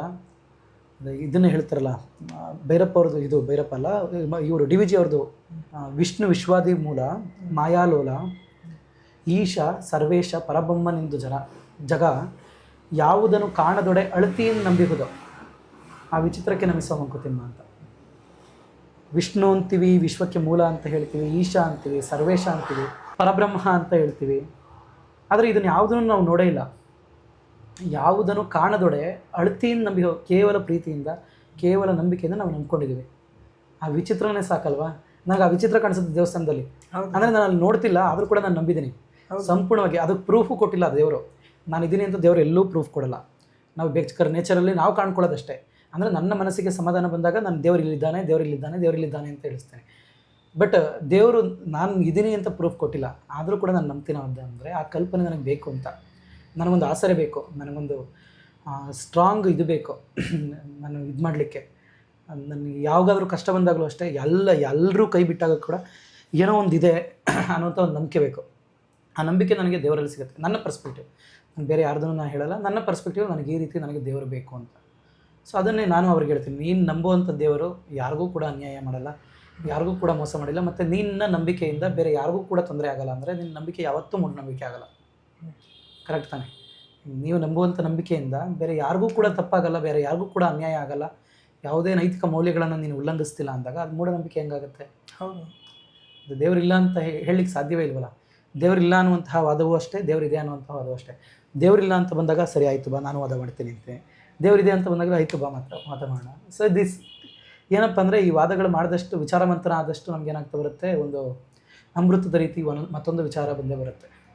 ನೀವು ಆಗಲೇ ಹೇಳ್ತಾ ಇರುವಾಗ ಧರ್ಮ ಮತ್ತು ಸರ್ಕಾರ ಅಥವಾ ಒಂದು ಸ್ಟೇಟ್ ಗವರ್ನೆನ್ಸ್ ಅದು ಯಾವಾಗಲೂ ಜೊತೆಲಿ ನಡೆದಿತ್ತು ನಮ್ಮ ದೇಶದಲ್ಲಿ ಹಾಗೆ ಅಂತ. ಅದಕ್ಕಿರುವಂತಹ ಒಂದು ಡಿಫ್ರೆನ್ಸ್ ಏನು ಸ್ಟಾರ್ಟ್ ಆಯ್ತಲ್ಲ ವೆಸ್ಟಲ್ಲಿ, ಫ್ರಾನ್ಸಲ್ಲಿ, ಅದರಲ್ಲೆಲ್ಲ ಅಲ್ಲಿಂದ ಸೆಕ್ಯುಲರಿಸಮ್ ಅನ್ನೋ ಒಂದು ಕಾನ್ಸೆಪ್ಟ್ ಬಂತು. ಸ್ಟೇಟ್ ಮತ್ತೆ ಚರ್ಚ್ಗೆ ಇರುವಂತಹ ಒಂದು ಭೇದ ಅಂತ. ಆದ್ರೆ ನಮ್ಮ ದೇಶಕ್ಕೆ ಬಂದಾಗ ನಾವು ಸೆಕ್ಯುಲರಿಸಮ್ ನೋಡೋ ರೀತಿಯೇ ಬದಲಾಗೋಯ್ತು. ಅಂದ್ರೆ ನಮ್ಮಲ್ಲಿ ಸೆಕ್ಯುಲರಿಸಮ್ ಅನ್ನೋ ಕಾನ್ಸೆಪ್ಟ್ ಬಹಳ ತೀರಾ ಹೊಸತು ನಮಗೆ. ಅದು ಯಾವಾಗಲೂ ಎಲ್ಲವನ್ನ ಅಕೊಮಡೇಟ್ ಮಾಡೋ ಥರದ್ದೇ ಒಂದು ಸಂಸ್ಕಾರದ ಹರಿವು ಇದ್ದಿದ್ರಿಂದ, ಜನರೇಷನ್ ಟು ಜನರೇಷನ್ ಹಾಗೆ ಪಾಸ್ ಆಗ್ತಿದ್ದರಿಂದ ನಮಗೆ ಈ ಥರದ ಒಂದು ಕಾನ್ಸೆಪ್ಟ್ ಆಫ್ ಸೆಕ್ಯುಲರಿಸಮ್ ಎಲ್ಲರೂ ದ್ವಂದ್ವಗಳನ್ನು ತರ್ತಾ ಇದೆ ಸಮಾಜದಲ್ಲಿ, ಈಗಿನ ಸಮಾಜದಲ್ಲಿ. ಅಂದರೆ ಸಾಮಾನ್ಯವಾಗಿ ಈ ಪ್ರಶ್ನೆ ಬರ್ತಾನೆ ಹೋಗುತ್ತೆ ಎಲ್ಲ ಕಡೆ, secularism it's not suitable for India, ಹಂಗೆ ಹಿಂಗೆ ಅಂತ. ನಾನು ಆಗಲೇ ಹೇಳ್ದಂಗೆ, ಅಂದರೆ ಯಾವ ಥರದ ಸೆಕ್ಯುಲರಿಸಮ್? ವೆಸ್ಟರ್ನ್ ಸೆಕ್ಯುಲರಿಸಮ್ ಇಂಡಿಯಾದಲ್ಲಿ ವರ್ಕ್ ಆಗ್ಲಿಕ್ಕೆ ಸಾಧ್ಯವೇ ಇಲ್ಲ. ಏನಕ್ಕೆ ಸಾಧ್ಯ ಆಗಲ್ಲ ಅಂದರೆ, ನಮಗೆ ಪ್ರತಿಯೊಬ್ಬ ಮನುಷ್ಯನಿಗೂ ಕೂಡ ಹುಟ್ಟಿನಿಂದ ಸಾವಿನವರೆಗೂ ಧರ್ಮ ಅಷ್ಟು ಕನೆಕ್ಟ್ ಆಗಿರುತ್ತೆ. ಮತ್ತು ವೆಸ್ಟಲ್ಲಿ ನೀವು ನೋಡ್ತಾ ಬನ್ನಿ, ಎಥಿಸಮ್ ಜಾಸ್ತಿ ಆಗ್ತಾ ಬರ್ತದೆ. ನಾಸ್ತಿಕರಲ್ಲಿ ಸಿಕ್ಕಾಪಟ್ಟೆ ಜಾಸ್ತಿ ಇದ್ದಾರೆ. ಸೊ ಅದಕ್ಕೋಸ್ಕರ ಇದು ಯಾವುದು ಸೆಕ್ಯುಲರಿಸಮ್, ಅಲ್ಲಿ the negative way of secularism. Western ಸೆಕ್ಯುಲರಿಸಮನ್ನು ನಾವು ನೆಗೆಟಿವ್ ಸೆಕ್ಯುಲರಿಸಮ್ ಅಂತ ಕರಿತೀವಿ. ಇಂಡಿಯನ್ ವೇ ಆಫ್ ಸೆಕ್ಯುಲರಿಸಮನ್ನು ಪಾಸಿಟಿವ್ ವೇ ಆಫ್ ಸೆಕ್ಯುಲರಿಸಮ್ ಅಂತ ಕರಿತೀವಿ. ವೈ ಇಟ್ ಇಸ್ ಪಾಸಿಟಿವ್ ಅಂದರೆ, it is because we don't separate state from religion, but we don't interfere in the religious affairs when it is needed. ಅಂದರೆ Indian way of ಸೆಕ್ಯುಲರಿಸಮಲ್ಲಿ ಯಾವ ರೀತಿ ಬರುತ್ತೆ ಅಂದರೆ, ಒಂದು ಧರ್ಮ ಅನ್ನೋಂಥದ್ದಿದೆ, ಆ ಧರ್ಮ ಧಾರ್ಮಿಕ ವಿಷಯಗಳಲ್ಲಿ ಏನಾದರೂ ಮಾಡ್ಕೊಳ್ಳಿ, ಅಲ್ಲಿ ನಾನು ಇಂಟರ್ಫಿಯರ್ ಆಗಲ್ಲ. ಸಾಮಾಜಿಕ ವಿಷಯಕ್ಕೆ ಆ ಧರ್ಮ ಬಂದಾಗ ನಾನು ಇಂಟರ್ಫಿಯರ್ ಆಗ್ತೀನಿ. This is Indian secularism, what mentioned in constitution and everything. ನಾವು ಏನಂತ ಹೇಳ್ತಾ ಬರ್ತೀವಿ ಅಂದರೆ, ಈಗ ಹೊಸ ವಾದಗಳು ಏನು ಮಾಡ್ತಾ ಬರುತ್ತೆ, ಒಂದು ಡಿಫ್ರೆಂಟ್ ಪರ್ಸ್ಪೆಕ್ಟಿವನ್ನ ಕೊಡೋಕ್ಕೆ ಟ್ರೈ ಮಾಡ್ತಾ ಬರುತ್ತೆ. ನನ್ನ ಅಂಡರ್ಸ್ಟ್ಯಾಂಡಿಂಗಲ್ಲಿ ನಾನು ತಿಳ್ಕೊಂಡಿರೋದು ಏನಪ್ಪ ಅಂದರೆ, ಇಂಡಿಯನ್ ವೇ ಆಫ್ ಸೆಕ್ಯುಲರಿಸಮ್ ಯಾವ ರೀತಿ ಬರುತ್ತೆ. ನೀವು ಅಶೋಕನ್ ಸೆಕ್ಯುಲರಿಸಮನ್ನು ನಾನು ಹೇಳಿದೆ, the person who criticises other religion, ಆ ರೀತಿ. ಅಂದರೆ ಅವ್ರು ಹೇಳೋದೇನಪ್ಪ ಅಂದರೆ, ನಾನು ಈಗ ಅಶೋಕ, ನಾನೊಬ್ಬ ಬುದ್ಧ, ನನ್ನ ತಂದೆ ಬಿಂದುಸಾರ, ಅವನು ಆಜೀವಿಕ, ನನ್ನ ತಾತ ಚಂದ್ರಗುಪ್ತ ಮೌರ್ಯ, ಅವನು Jain. This is secularism in India. This is secularism. ಅಂದರೆ ಅಶೋಕ ಏನಂತ ಹೇಳ್ತಾನೆ, ನಾನು ಬುದ್ಧಿಸಮ್ ಫಾಲೋ ಮಾಡ್ತೀನಿ, ನಿಜ. ಹಂಗನ್ಬಿಟ್ಟು ನಾನು ಹಿಂದೂಗೆ ನಾನು ಮೋಸ ಮಾಡಲ್ಲ. ಅಲ್ಲೊಬ್ಬ ಹಿಂದೂ ಇದ್ದಾನೆ ಅಂದರೆ ಅವ್ನು ನಾನು ಮೋಸ ಮಾಡಲ್ಲ. ಅಲ್ಲೊಬ್ಬ ಬೇರೆ ಶೈವ ಇದ್ದಾನೆ ಅಂದರೆ ನಾನು ಮೋಸ ಮಾಡಲ್ಲ. ಅಜೀವಿಕ ಇರ್ತಾನೆ ಅಂದರೆ ನಾನು ಮಾಡಲ್ಲ. ಅಜೀವಿಕಾಗೆ ಬರಾಬರ್ ಕೆಲಸನ ಕಟ್ಟಿಸ್ಕೊಡ್ಲಿಕ್ಕೆ ಸಹಾಯ ಮಾಡಿದಂಥವನು ಅಶೋಕ. ಸೊ ಈ ರೀತಿ ಯಾರಾದರೂ ಇದ್ದರೆ ನಾನು ಮೋಸ ಮಾಡಲ್ಲ. ನಾನು ಅವ್ರಿಗೆ ಯಾವುದೇ ರೀತಿ ಬೇರೆ ರೀತಿ ಇದನ್ನು ಮಾಡಲ್ಲ, ಟ್ರೀಟ್ ಮಾಡ್ಲಿಕ್ಕೆ ಹೋಗಲ್ಲ. ನನ್ನ ಧರ್ಮ ನನ್ನ ವೈಯಕ್ತಿಕ. ಸೊ ಅದು ನನಗೆ ನಿನ್ನ ಬಂದ ತಕ್ಷಣ ನಾನು ಏನು ಮಾಡ್ತಾ ಬರಲ್ಲ, ನಾನು ನನ್ನ ಧರ್ಮದವನಲ್ಲ ಅಂತೇಳಿ ನಾನು ರಿಜೆಕ್ಟ್ ಮಾಡ್ತಾ ಹೋಗಲ್ಲ. ಉದಾಹರಣೆಗೆ ಅಮೋಘ ವರ್ಷ ನೃಪತುಂಗ ಜೈನ, ಆತ ಇದು ಗೊರವನಹಳ್ಳಿಯ ಮಹಾಲಕ್ಷ್ಮಿಗೆ ತನ್ನ ಕೈಬೆರಳುಗಳನ್ನು ದಾನ ಮಾಡ್ತಾನೆ. ಜೈನನಾದಂಥವ್ನು ಇವನು. ಹೊಯ್ಸಳ ರಾಜ ವಿಷ್ಣುವರ್ಧನ ವೈಷ್ಣವ, ಗೊರವನಹಳ್ಳಿ ಅಥವಾ ಗದ್ದೇವನಹಳ್ಳಿ ಏನೋ ಒಂದು ಬರುತ್ತೆ, ಲಕ್ಷ್ಮೀ ದೇವಿಗೆ ಅವ್ನ ಕೈಬೆರಳುಗಳನ್ನು ದಾನ ಮಾಡ್ತಾನೆ. ಲಕ್ಷ್ಮೀ ದೇವಿ ಅಂದರೆ ಅದು ಮೂರ್ತಿ ಕೈಬೆರಳುಗಳನ್ನು ಏನೋ ಒಂದು ಹರಕೆ ಮಾಡ್ಕೊಂಡು ದಾನ ಮಾಡ್ತಾನೆ. ಈ ರೀತಿ ಅಮೋಘ ವರ್ಷ ನೃಪತುಂಗ. ಹೊಯ್ಸಳ ರಾಜ ಶ್ರೀ ವಿಜಯ ಇದ್ದದಲ್ಲ. ಶ್ರೀ ವಿಜಯ. ಹೊಯ್ಸಳ ರಾಜ ವಿಷ್ಣುವರ್ಧನ ಬಿಟ್ಟಿದೇವನಾಗಿದ್ದಾಗ ಅವನು ಜೈನನಾಗಿದ್ದ. ಆತ ಕನ್ವರ್ಟ್ ಆಗ್ತಾನೆ, ವಿಷ್ಣುವರ್ಧನಾಗಿ ಕನ್ವರ್ಟ್ ಆಗ್ತಾನೆ, ವೈಷ್ಣವ ಧರ್ಮಕ್ಕೆ ಕನ್ವರ್ಟ್ ಆಗ್ತಾನೆ. ಬಟ್ ಅವನ ಹೆಂಡತಿ ಕನ್ವರ್ಟ್ ಆಗ್ಲಿಕ್ಕೆ ಇಷ್ಟಪಡಲ್ಲ. ಆಕೆ ಜೈನಳಾಗಿ ಉಳಿತಾಳೆ, ಶಾಂತಲಾ ದೇವಿ. ಸೊ ದಿಸ್ ಇಸ್ ಇಂಡಿಯಾಸ್ ಇದು ಸೆಕ್ಯುಲರಿಸಮ್.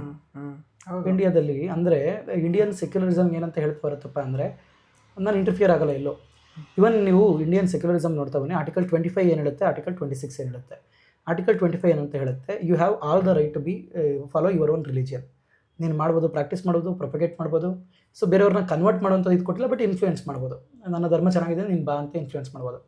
ಇದನ್ನು ನಾನು ಕೊಟ್ಟಿದ್ದೀನಿ ಆರ್ಟಿಕಲ್ 25 ಬಟ್ ಇದಕ್ಕೆ ರೀಸನಬಲ್ ರೆಸ್ಟ್ರಿಕ್ಷನ್ಸ್ ಐತೆ. ಏನು ರೀಸನಬಲ್ ರೆಸ್ಟ್ರಿಕ್ಷನ್ಸ್ ಅಂದರೆ, ನೀನು ಹೆಲ್ತನ್ನು ವೈಲೇಟ್ ಮಾಡೋ ಹಾಗಿಲ್ಲ ಧರ್ಮದ ಹೆಸರಲ್ಲಿ. ಪಬ್ಲಿಕ್ ಲಾವನ್ನು ವೈಲೇಟ್ ಮಾಡೋ ಹಾಗಿಲ್ಲ. ಲಾ ಆ್ಯಂಡ್ ಆರ್ಡರನ್ನು ವೈಲೇಟ್ ಮಾಡೋ ಹಾಗಿಲ್ಲ. ಇನ್ನೊಬ್ಬನ ಫಂಡಮೆಂಟಲ್ ರೈಟ್ಸನ್ನು ವೈಲೇಟ್ ಮಾಡೋ ಹಾಗಿಲ್ಲ. ಮೊರಾಲಿಟಿಯನ್ನು ವೈಲೇಟ್ ಮಾಡೋ ಹಾಗಿಲ್ಲ. 4 criteria actually: health, public law and order, morality and another fundamental rights.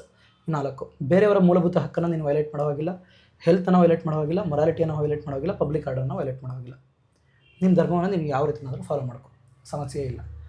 Article 26 ಏನು ಮಾಡುತ್ತೆ, ಸಂಸ್ಥೆಗಳಿಗೆ ಧಾರ್ಮಿಕ ಹಕ್ಕನ್ನು ಕೊಡುತ್ತೆ. ಅಂದರೆ ನೀನು ಒಂದು ಸಂಸ್ಥೆಯಾಗಿ, ಇನ್ಸ್ಟಿಟ್ಯೂಷನ್ ಆಗಿ ನೀನು ಬೇಕಿದ್ರೆ ಯಾವ ಧರ್ಮವನ್ನು ಬೇಕಾದರೂ ಅನುಸರಿಸ್ತಾ ಹೋಗ್ಬೋದು, ಯಾವ ರೀತಿನಾದರೂ ಮಾಡ್ಬೋದು. ಬಟ್ ನೀನು ಏನು ಮಾಡೋ ಹಾಗಿಲ್ಲ, health, public order and morality, ಈ 3ನ್ನ ವೈಲೇಟ್ ಮಾಡೋ ಹಾಗಿಲ್ಲ. ಇನ್ನೊಬ್ಬರು ಫಂಡಮೆಂಟಲ್ ರೈಟ್ಸ್ ವೈಲೇಟ್ ಮಾಡ್ಬೋದು. ಈಗ ಫಾರ್ ಎಕ್ಸಾಂಪಲ್, ನಿನ್ನ ಧಾರ್ಮಿಕ ವಿಷಯದಲ್ಲಿ ನೀನು ಇವ್ರಿಗೆ ಮಾತ್ರ ಪೂಜೆ ಮಾಡೋ ಅವಕಾಶ ಇದೆ ಅಂದರೆ ಕೊಡ್ಬೋದು. That depends on you. ನಿನ್ನ ಇವ್ರಿಗೆ ಮಾತ್ರ ಅಲೋ ಮಾಡ್ತೀನಿ ಅಂದರೆ ಮಾಡ್ಬೋದು, ಯಾಕಂದರೆ ಅದು ನಿನ್ನ ಧರ್ಮ. ಸೊ ಈ ರೀತಿ ನಿನ್ನ ಫಂಡಮೆಂಟಲ್ ರೈಟ್ಸನ್ನು ಕೆಲವ್ರಿಗೆ ಬೇಕಾದ್ರೆ ರೆಸ್ಟ್ರಿಕ್ಷನ್ ಹಾಕ್ಬೋದು ಅಂತ ಇದೆ ಹೇಳುತ್ತೆ ಆರ್ಟಿಕಲ್ 26. ಸೊ ಈ ರೀತಿ ಅಂದರೆ ಇಂಡಿಯನ್ ಸೆಕ್ಯುಲರಿಸಮ್ ಅಂತ ಬಂದಾಗ ನಾವು ಸರ್ವಧರ್ಮ ಸಮಭಾವ ಅಂತ ಹೇಳ್ತೀವಿ. ಎಲ್ಲ ಧರ್ಮವನ್ನು ಕೂಡ ನಾನು ಸಮನಾಗಿ ನೋಡುವಂಥದ್ದು, ಮತ್ತು ಎಲ್ಲ ಧರ್ಮದ ಧಾರ್ಮಿಕ ವಿಷಯಗಳಿಗೆ ನಾನು ಇಂಟರ್ಫಿಯರ್ ಆಗ್ತಾ ಹೋಗಲ್ಲ. ನಿನ್ನ ಧಾರ್ಮಿಕ ವಿಷಯ ಯಾವಾಗ ಸಾಮಾಜಿಕತೆಯನ್ನು ವೈಲೇಟ್ ಮಾಡುತ್ತೆ ಆಗ ನಾನು ಇಂಟರ್ಫಿಯರ್ ಆಗ್ತೀನಿ. ಸೊ ಇಂಡಿಯನ್ ಸೆಕ್ಯುಲರಿಸಮ್ ನಾವು ಫಾಲೋ ಮಾಡಿದಾಗ why it has become necessary ಅಂದರೆ, ನಮ್ಮ ಧರ್ಮ ಕೆಲವೊಂದು ಧರ್ಮದ ಪದ್ಧತಿಗಳು ಏನು ಮಾಡ್ತಾ ಬರ್ತಿದ್ದ, ಕೆಲವೊಂದು ಕಮ್ಯುನಿಟಿಗಳಿಗೆ, ಕೆಲವೊಂದು ಸಮುದಾಯಗಳಿಗೆ ಶೋಷಣೆಯಲ್ಲಿ ಪಾಲ್ಗೊಂಡಿದ್ದು. ಈಗ ಉದಾಹರಣೆಗೆ ಅಸ್ಪೃಶ್ಯತೆ ಅನ್ನುವಂಥದ್ದು, ಮತ್ತು ದೇವಸ್ಥಾನಕ್ಕೆ ಎಂಟ್ರಿ ಇಲ್ಲದೆ ಇರುವಂಥದ್ದು, ಈ ರೀತಿ ಸಮಸ್ಯೆಗಳನ್ನು ಪರಿಹರಿಸಲಿಕ್ಕೆ ಸೆಕ್ಯುಲರಿಸಮ್ ಅನ್ನುವಂತಹ ಒಂದು ಕಾನ್ಸೆಪ್ಟ್ ಬೇಕಿತ್ತು. ಸೊ ಆ ಕಾರಣಕ್ಕೋಸ್ಕರ we brought secularism as a concept. ಅದು ಏನಕ್ಕೆ ಆಗ್ತಾ ಬಂತು ಅಂದರೆ, we created that artificial concept of secularism rather than natural way of secularism. ನಾವು ಪ್ರಿವಿಯಸ್ ಇದ್ದಂಥದ್ದು natural way of secularism, but it has become artificial to ಒಂದು ಸೋಷಿಯಲಿ ಇದನ್ನು ಮಾಡಲಿಕ್ಕೆ, ರಿಫಾರ್ಮ್ ಮಾಡಲಿಕ್ಕೆ, ಸಮಾಜವನ್ನು ಸುಧಾರಣೆ ಮಾಡಲಿಕ್ಕೋಸ್ಕರ ಒಂದು ಕೃತಕವಾದಂತಹ ಜಾತ್ಯತೀತತೆಯನ್ನು ನಾವು ತರಬೇಕಾಯಿತು. ಸೊ ಆ ರೀತಿ ತಂದಿದ್ದಕ್ಕೋಸ್ಕರ ಆ ರೀತಿ ಆಗ್ತಾ ಬಂತು ಅನ್ನೋದು my opinion. Western concept of secularism ಆಗಲ್ಲ. ಈಗ ಉದಾಹರಣೆಗೆ ವೆಸ್ಟರ್ನಲ್ಲಿ ಹೇಗೆ ಅಂದರೆ, ನಮ್ಮ ಭಾರತದಲ್ಲಿ ನೀನೊಬ್ಬ ಸಿಕ್ಕಿದ್ರೆ ಟರ್ಬನ್ ವೇರ್ ಮಾಡಿದ್ರೆ ಹೆಲ್ಮೆಟ್ ಹಾಕೋ ಅವಶ್ಯಕತೆ ಇಲ್ಲ. ಬಟ್ ಫ್ರಾನ್ಸಲ್ಲಿ ಆ ರೀತಿ ಇಲ್ಲ, ನೀನು ಹೆಲ್ಮೆಟ್ ಹಾಕಲೇಬೇಕು. ನೀನೊಬ್ಬ ಮುಸ್ಲಿಮ್ ಆಗಿ ಹಿಜಾಬ್ ಬುರ್ಕಾ ಹಾಕೊಂಡು ಓಡಾಡಿದ್ರೆ ನನಗೇನು ಸಮಸ್ಯೆ ಇಲ್ಲ ಭಾರತದಲ್ಲಿ. ಬಟ್ ಫ್ರಾನ್ಸಲ್ಲಿ ಆ ರೀತಿ ಅವಶ್ಯಕತೆ ಇಲ್ಲ, ಇದನ್ನ ಅವಕಾಶ ಇಲ್ಲ. ಮತ್ತು ನೀನೊಬ್ಬ ಯಾವುದು ಕ್ರಿಶ್ಚಿಯನ್ ಆಗಿ ನೀನು ಕ್ರಾಸ್ ಹಾಕೊಂಡು ಓಡಾಡುವಂಥದ್ದು ಫ್ರಾನ್ಸಲ್ಲಿ ಅಲೋ ಇಲ್ಲ, ಬಟ್ ಇಂಡಿಯಾದಲ್ಲಿ ಅಲೋ ಇದೆ. ಸೊ ಇದು ಏನಕ್ಕೆ ಅಂದರೆ ನಿನ್ನ ವೈಯಕ್ತಿಕ ವಿಷಯಗಳಿಗೆ, ನಿನ್ನ ವೈಯಕ್ತಿಕ ಆಚರಣೆಗಳಿಗೆ, ನಿನ್ನ ವೈಯಕ್ತಿಕ ಪದ್ಧತಿಗಳಿಗೆ ನಾನು ಸ್ಟೇಟಿಂದ ಯಾವುದೇ ರೀತಿ ತೊಂದರೆ ಬರ್ದಂಗೆ ನಾನು ಕಾಪಾಡ್ತೀನಿ.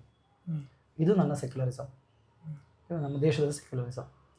ಫ್ರಾನ್ಸಲ್ಲಿ ಏನಪ್ಪ ಅಂದರೆ ಇಲ್ಲ ಸ್ಟೇಟೇ ಬೇರೆ, ರಿಲಿಜನೇ ಬೇರೆ, ಪಬ್ಲಿಕ್ ಪ್ಲೇಸ್ಗಳಲ್ಲಿ ನೀವು ಯಾವುದೇ ಧರ್ಮದ ಸಿಂಬಲ್ಗಳು ತರಬೇಡಿ, ಧರ್ಮದ ಇದನ್ನು ತರಬೇಡಿ, ನಿಮ್ಮ ಪಡೋದು ನೀವಿರಿ ಅಂತ. ಅದು ಈಗ ರೀಸೆಂಟಾಗಿ ಬಂದಂಥ ಚೇಂಜಸ್ ಅಲ್ಲ? ಇಲ್ಲ, ಫ್ರಾನ್ಸಲ್ಲಿ ಆಗ್ಲಿಂದನೇ ಇತ್ತು. ಇತ್ತೀಚೆಗೆ ಅದು ತುಂಬ ದೊಡ್ಡ ಗಲಾಟೆ ಆಯಿತು, ಜಾಸ್ತಿ ಗಲಾಟೆ ಆಯ್ತು ಅದು.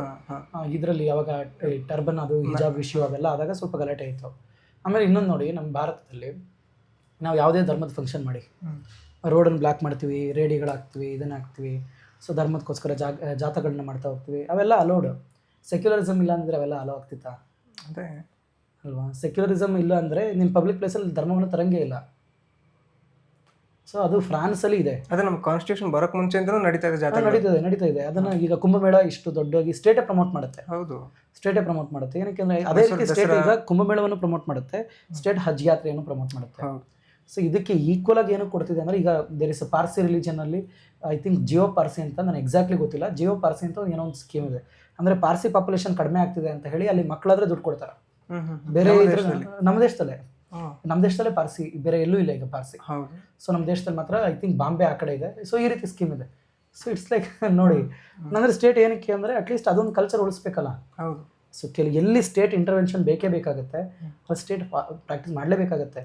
ಈಗ ಉದಾಹರಣೆಗೆ ಸ್ಟೇಟ್ ಇಂಟರ್ಫಿಯರ್ ಆಗಿರಲಿಲ್ಲ ಅಂದಿದ್ರೆ ಎಷ್ಟೋ ಟೆಂಪಲ್ಗಳಲ್ಲಿ ಇವತ್ತು ಕೂಡ ತಳ ಸಮುದಾಯವನ್ನು ಅಲೋ ಮಾಡ್ತಿರ್ಲಿಲ್ಲ. So it's because of state interference ಇದನ್ನು ಅಲೋ ಮಾಡ್ತಾರಂಥದ್ದು. ತಮಿಳುನಾಡಿನ ಕೆಲವು ದೇವಸ್ಥಾನಗಳಲ್ಲಿ ಬ್ರಾಹ್ಮಣರನ್ನ ಬಿಟ್ಟು ಬೇರೆಯವರಿಗೆ ಪೂಜೆ ಮಾಡೋ ಅವಕಾಶವನ್ನು ಕೊಡ್ತಾರೆ, ಮತ್ತು ಸಂಸ್ಕೃತ ಬಿಟ್ಟು ತಮಿಳಿನಲ್ಲಿ ಮಂತ್ರ ಹೇಳೋಕ್ಕೆ ಅವಕಾಶವನ್ನು ಕೊಡ್ತಾರೆ. It's because of state interference.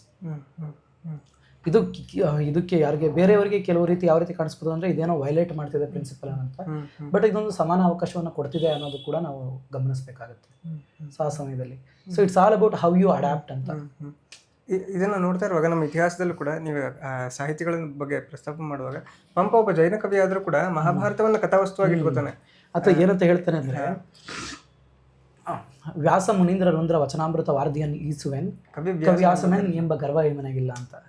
ನಾನು ವ್ಯಾಸರು ಬರೆದಿರುವಂತಹ ಮಹಾ ಸಮುದ್ರದಲ್ಲಿ ನಾನು ಈಜ್ತೀನಿ, ಆದರೆ ನಾನೇ ವ್ಯಾಸ ಅನ್ನುವಂತಹ ಗರ್ವ ನನಗಿಲ್ಲ ಅಂತ. ಸಮಸ್ತ ಭಾರತಂ ಪೇಳ್ದ ಕವೀಶ್ವರರಿಲ್ಲ, ಕತೆ ಪಿರಿದಾದೋಳಂ ಕತೆಯ ಮೇಗಡಲೀಯದೆ ಸಮಸ್ತ ಭಾರತಂ ಪೇಳ್ದ ಕವೀಶ್ವರರಿಲ್ಲ, ಪೇಳ್ದೊಡೆ ಪಂಪನೇ ಪೇಳ್ದು. ಅದು ಸ್ಟೇಟ್ಮೆಂಟ್ಗಳು ನಾನೇ ಹೇಳ್ತಾ ಇದ್ದೀನಿ ಅಂತ. ಬೇರೆ ಯಾರು ಹೇಳಲಿಕ್ಕೆ ಸಾಧ್ಯ ಇಲ್ಲ ಅಂತ ಎಲ್ಲರೂ ಹೇಳಿದಕ್ಕೋಸ್ಕರ ಐ ಆಮ್ ರೈಟಿಂಗ್ ದಿಸ್. ಪೇಳ್ದೊಡೆ ಪಂಪನೇ ಪೇಳ್ದು ಅಂತ ಬರೀ ಮಹಾಭಾರತವನ್ನು ತಗೊಂಡು ಅಲ್ಲೂ ಕೂಡ ಅದ್ಭುತವಾಗಿ ಚಿತ್ರಣ ಮಾಡಿದೆ ನಾನು. ವಿಕ್ರಮಾರ್ಜುನನ ಚಿತ್ರಣ ಮಾಡುವಂತಹ ರೀತಿ, ಕೃಷ್ಣನನ್ನು ಕೊಟ್ಟಿರುವಂತಹ ಗೌರವಗಳು, ಪಂಪನೇ ಸಾಟಿ. ಪಂಪ ನಾಗಚಂದ್ರರ ಎಷ್ಟೋ ಕವಿಗಳು ಬಂದವರೆಲ್ಲರೂ ಒಂದು ಸನಾತನ ಸಾಹಿತ್ಯವನ್ನು ಒಂದು ಮೂಲ ವಸ್ತುವಾಗಿ ಇಟ್ಕೊಂಡೆ ಅದರ ಮೇಲೆ ಕನ್ನಡ ಸಾಹಿತ್ಯವನ್ನು ಕನ್ಸ್ಟ್ರಕ್ಟ್ ಮಾಡಿದ್ದಾರೆ. ಅಂದರೆ ಈಗ Ramayana Mahabharata are the great epics, ಅವೇ ನಮ್ಮ ಫೌಂಡೇಶನ್. ಈಗ ನಮಗೆ ಏನಂತ ಹೇಳ್ತೀವಿ ಅಂದರೆ, ಯಾವುದೇ ಕಾವ್ಯಗಳನ್ನು ನೋಡಿ, ಯಾವುದೇ ಮಹಾಕವಿಗಳಾಗಿ ನೋಡಲಿ, ಅವೆಲ್ಲ ಈಗ ಇದರಲ್ಲಿ ಮಹಾಭಾರತದಲ್ಲೇ ಒಂದು ಶ್ಲೋಕ ಬರುತ್ತೆ. ಏನಪ್ಪ ಅಂದರೆ, ಮಹಾಭಾರತದಲ್ಲಿ ಏನಿದೆ ಅದು ಪ್ರಪಂಚದಲ್ಲಿ ಏನಿದೆ ಅದೆಲ್ಲ ಮಹಾಭಾರತದಲ್ಲಿದೆ, ಮಹಾಭಾರತದಲ್ಲಿ ಏನಿಲ್ಲ ಅದು ಪ್ರಪಂಚದಲ್ಲಿ ಇಲ್ಲ ಅಂತ. ಸೊ ಈ ರೀತಿ ಹೇಳ್ಕೊಡುತ್ತದು. ಅಂದರೆ ಅಷ್ಟು ವಿಷಯಗಳನ್ನು ನಾನು ತಿಳಿಸಿದ್ದೀನಿ ಇದರಲ್ಲಿ, ಇದೊಂದು ಪುಸ್ತಕದಲ್ಲಿ ಅನ್ನೋಂತಹ ಗ್ರೇಟ್ ಇದು. ಸೊ ಯಾರೇ ಕವಿಗಳು ಬನ್ನಿ, ಆ ಎಲ್ಲ ಕವಿಗಳು ಇದರಿಂದ ಡೆವಲಪ್ ಆದಂಥವ್ರೆ. ಸೊ ಈ ರೀತಿಯೇ ಈಗ ಉದಾಹರಣೆಗೆ ಕಾಳಿದಾಸನು ಕೂಡ ಮಹಾಭಾರತದಿಂದ ಹಲವಾರು ಕಾವ್ಯವನ್ನು ತಗೊಂಡ. ಅಭಿಜ್ಞಾತ ಶಾಕುಂತಲ, ವಿಕ್ರಮ ಉರ್ವಶೀಯ, ರಾಮಾಯಣದಿಂದ ರಘುವಂಶವನ್ನು ಬರೆದ, ಕುಮಾರ ಸಂಭವ ಪುರಾಣಗಳಿಂದ ತೆಗೆದ. ಇದಾದಮೇಲೆ ಭವಭೂತಿಯನ್ನು ನೋಡಿ ಉತ್ತರ ರಾಮಚರಿತ. ಎಲ್ಲ ಕವಿಗಳು ಅಷ್ಟೇ ಆಲ್ಮೋಸ್ಟ್ ಅದರಿಂದ ವ್ಯಾಸರಿಂದ ಮತ್ತು ವಾಲ್ಮೀಕಿಯಿಂದ ಇನ್ಫ್ಲೂಯೆನ್ಸ್ ಆಗದಂತಹ ಕವಿಗಳು ಕಷ್ಟ ಭಾರತದಲ್ಲಿ ಇಲ್ಲ. ನಮ್ಮ ಆಧುನಿಕರಲ್ಲೂ ಕೂಡ ನೋಡಿ, ಯಾರು ಇವರು ಕುವೆಂಪು ಅವರು ಶ್ರೀರಾಮಾಯಣ ದರ್ಶನವನ್ನು ಬರೆದಂಥವ್ರು, ಭೈರಪ್ಪ ಅವರು ಪರ್ವವನ್ನು ಬರೆದರು ಮಹಾಭಾರತದಿಂದ. ಸೊ ಅವು ಅಭಿಜಾತ ಸಾಹಿತ್ಯಗಳು, ಅವು ಯಾವತ್ತೂ ಕೂಡ ಏನೋ ಒಂದು ಕಂಟೆಂಟನ್ನು ಕೊಡ್ತಾ ಹೋಗ್ತವೆ. ನಾವು ನಾಗಚಂದ್ರ ಆಗಲಿ ಪಂಪ ಆಗಲಿ, ಅವರೆಲ್ಲ ಹಳೆ ಕವಿಗಳೆಲ್ಲ ಕನ್ನಡ ಸಾಹಿತ್ಯಗಳೇ ರಾಮಾಯಣ ಮಹಾಭಾರತವನ್ನು ತುಂಬ ಬರೆದಿದ್ದಾರೆ. ಪಂಪ, ರನ್ನ, ಪೊನ್ನ ಭುವನೈಕ್ಯ ರಾಮಾಭ್ಯುದಯ ಅಂತ ಬರೀತಾನೆ. ನಾಗಚಂದ್ರ ರಾಮಚಂದ್ರ ಚರಿತ ಪುರಾಣ, ಲಕ್ಷ್ಮೀಶ ಜೈಮಿನಿ ಭಾರತವನ್ನು ಬರೆದಿರೋಂಥದ್ದು. ಸೊ ಎಷ್ಟು ಇದು ನರಹರ ಕವಿ ತೊರವೆ ರಾಮಾಯಣವನ್ನು ಬರೆದಂಥದ್ದು, ಎಷ್ಟು ಕಾವ್ಯಗಳು ಬರೀ ರಾಮಾಯಣ ಮಹಾಭಾರತ. ರಾಮಾಯಣ ಮುದ್ದಣ ಬರೆದಂಥದ್ದು, ರಾಮಾಶ್ವಮೇಧ. ಅದಾದಮೇಲೆ ಐ ಥಿಂಕ್ ವೀರಪ್ಪ ಮೊಯ್ಲಿಯವರು ಒಂದು ಪುಸ್ತಕವನ್ನು ಬರೆದವ್ರೆ ರಾಮಾಶ್ವಮೇಧದ ಬಗ್ಗೆ. ಸೊ ಅವ್ರಿಗೆ ಸರಸ್ವತಿ ಸಮ್ಮಾನ ಸಿಕ್ಕಿದೆ ಅದರಲ್ಲಿ. ಈ ರೀತಿ ಹಲವಾರು. ಮತ್ತು ಭೈರಪ್ಪ ಅವರು ಉತ್ತರಾಖಂಡ ಬರೆದರು ರಾಮಾಯಣದ ಮೇಲೆ. ಅದು ಕಾನ್ಸ್ಟೆಂಟಾಗಿ ಏನೋ ಒಂದು ಇದನ್ನು ಕೊಡ್ತಾ ಬರುತ್ತೆ. Even I am also working ಅನ್ನೋದು ನನಗೆ ಕೆಲವೊಂದು ಆ ಸನ್ನಿವೇಶಗಳಲ್ಲಿ ಮಹಾಭಾರತದ ಮೇಲೆ ಈಗ ನಾನು ಮಹಾಭಾರತ ಅಂತ ಬಂದಾಗ ನಾನು ಪಂಪ ಮಹಾಭಾರತವನ್ನು ಓದಿದ್ದೀನಿ. ಕುಮಾರವ್ಯಾಸಂದು ಅಷ್ಟು ಓದಿದ್ದೀನಿ ಅಷ್ಟೇ, ಸಂಪೂರ್ಣವಾಗಿ ಏನು ಓದಿಲ್ಲ.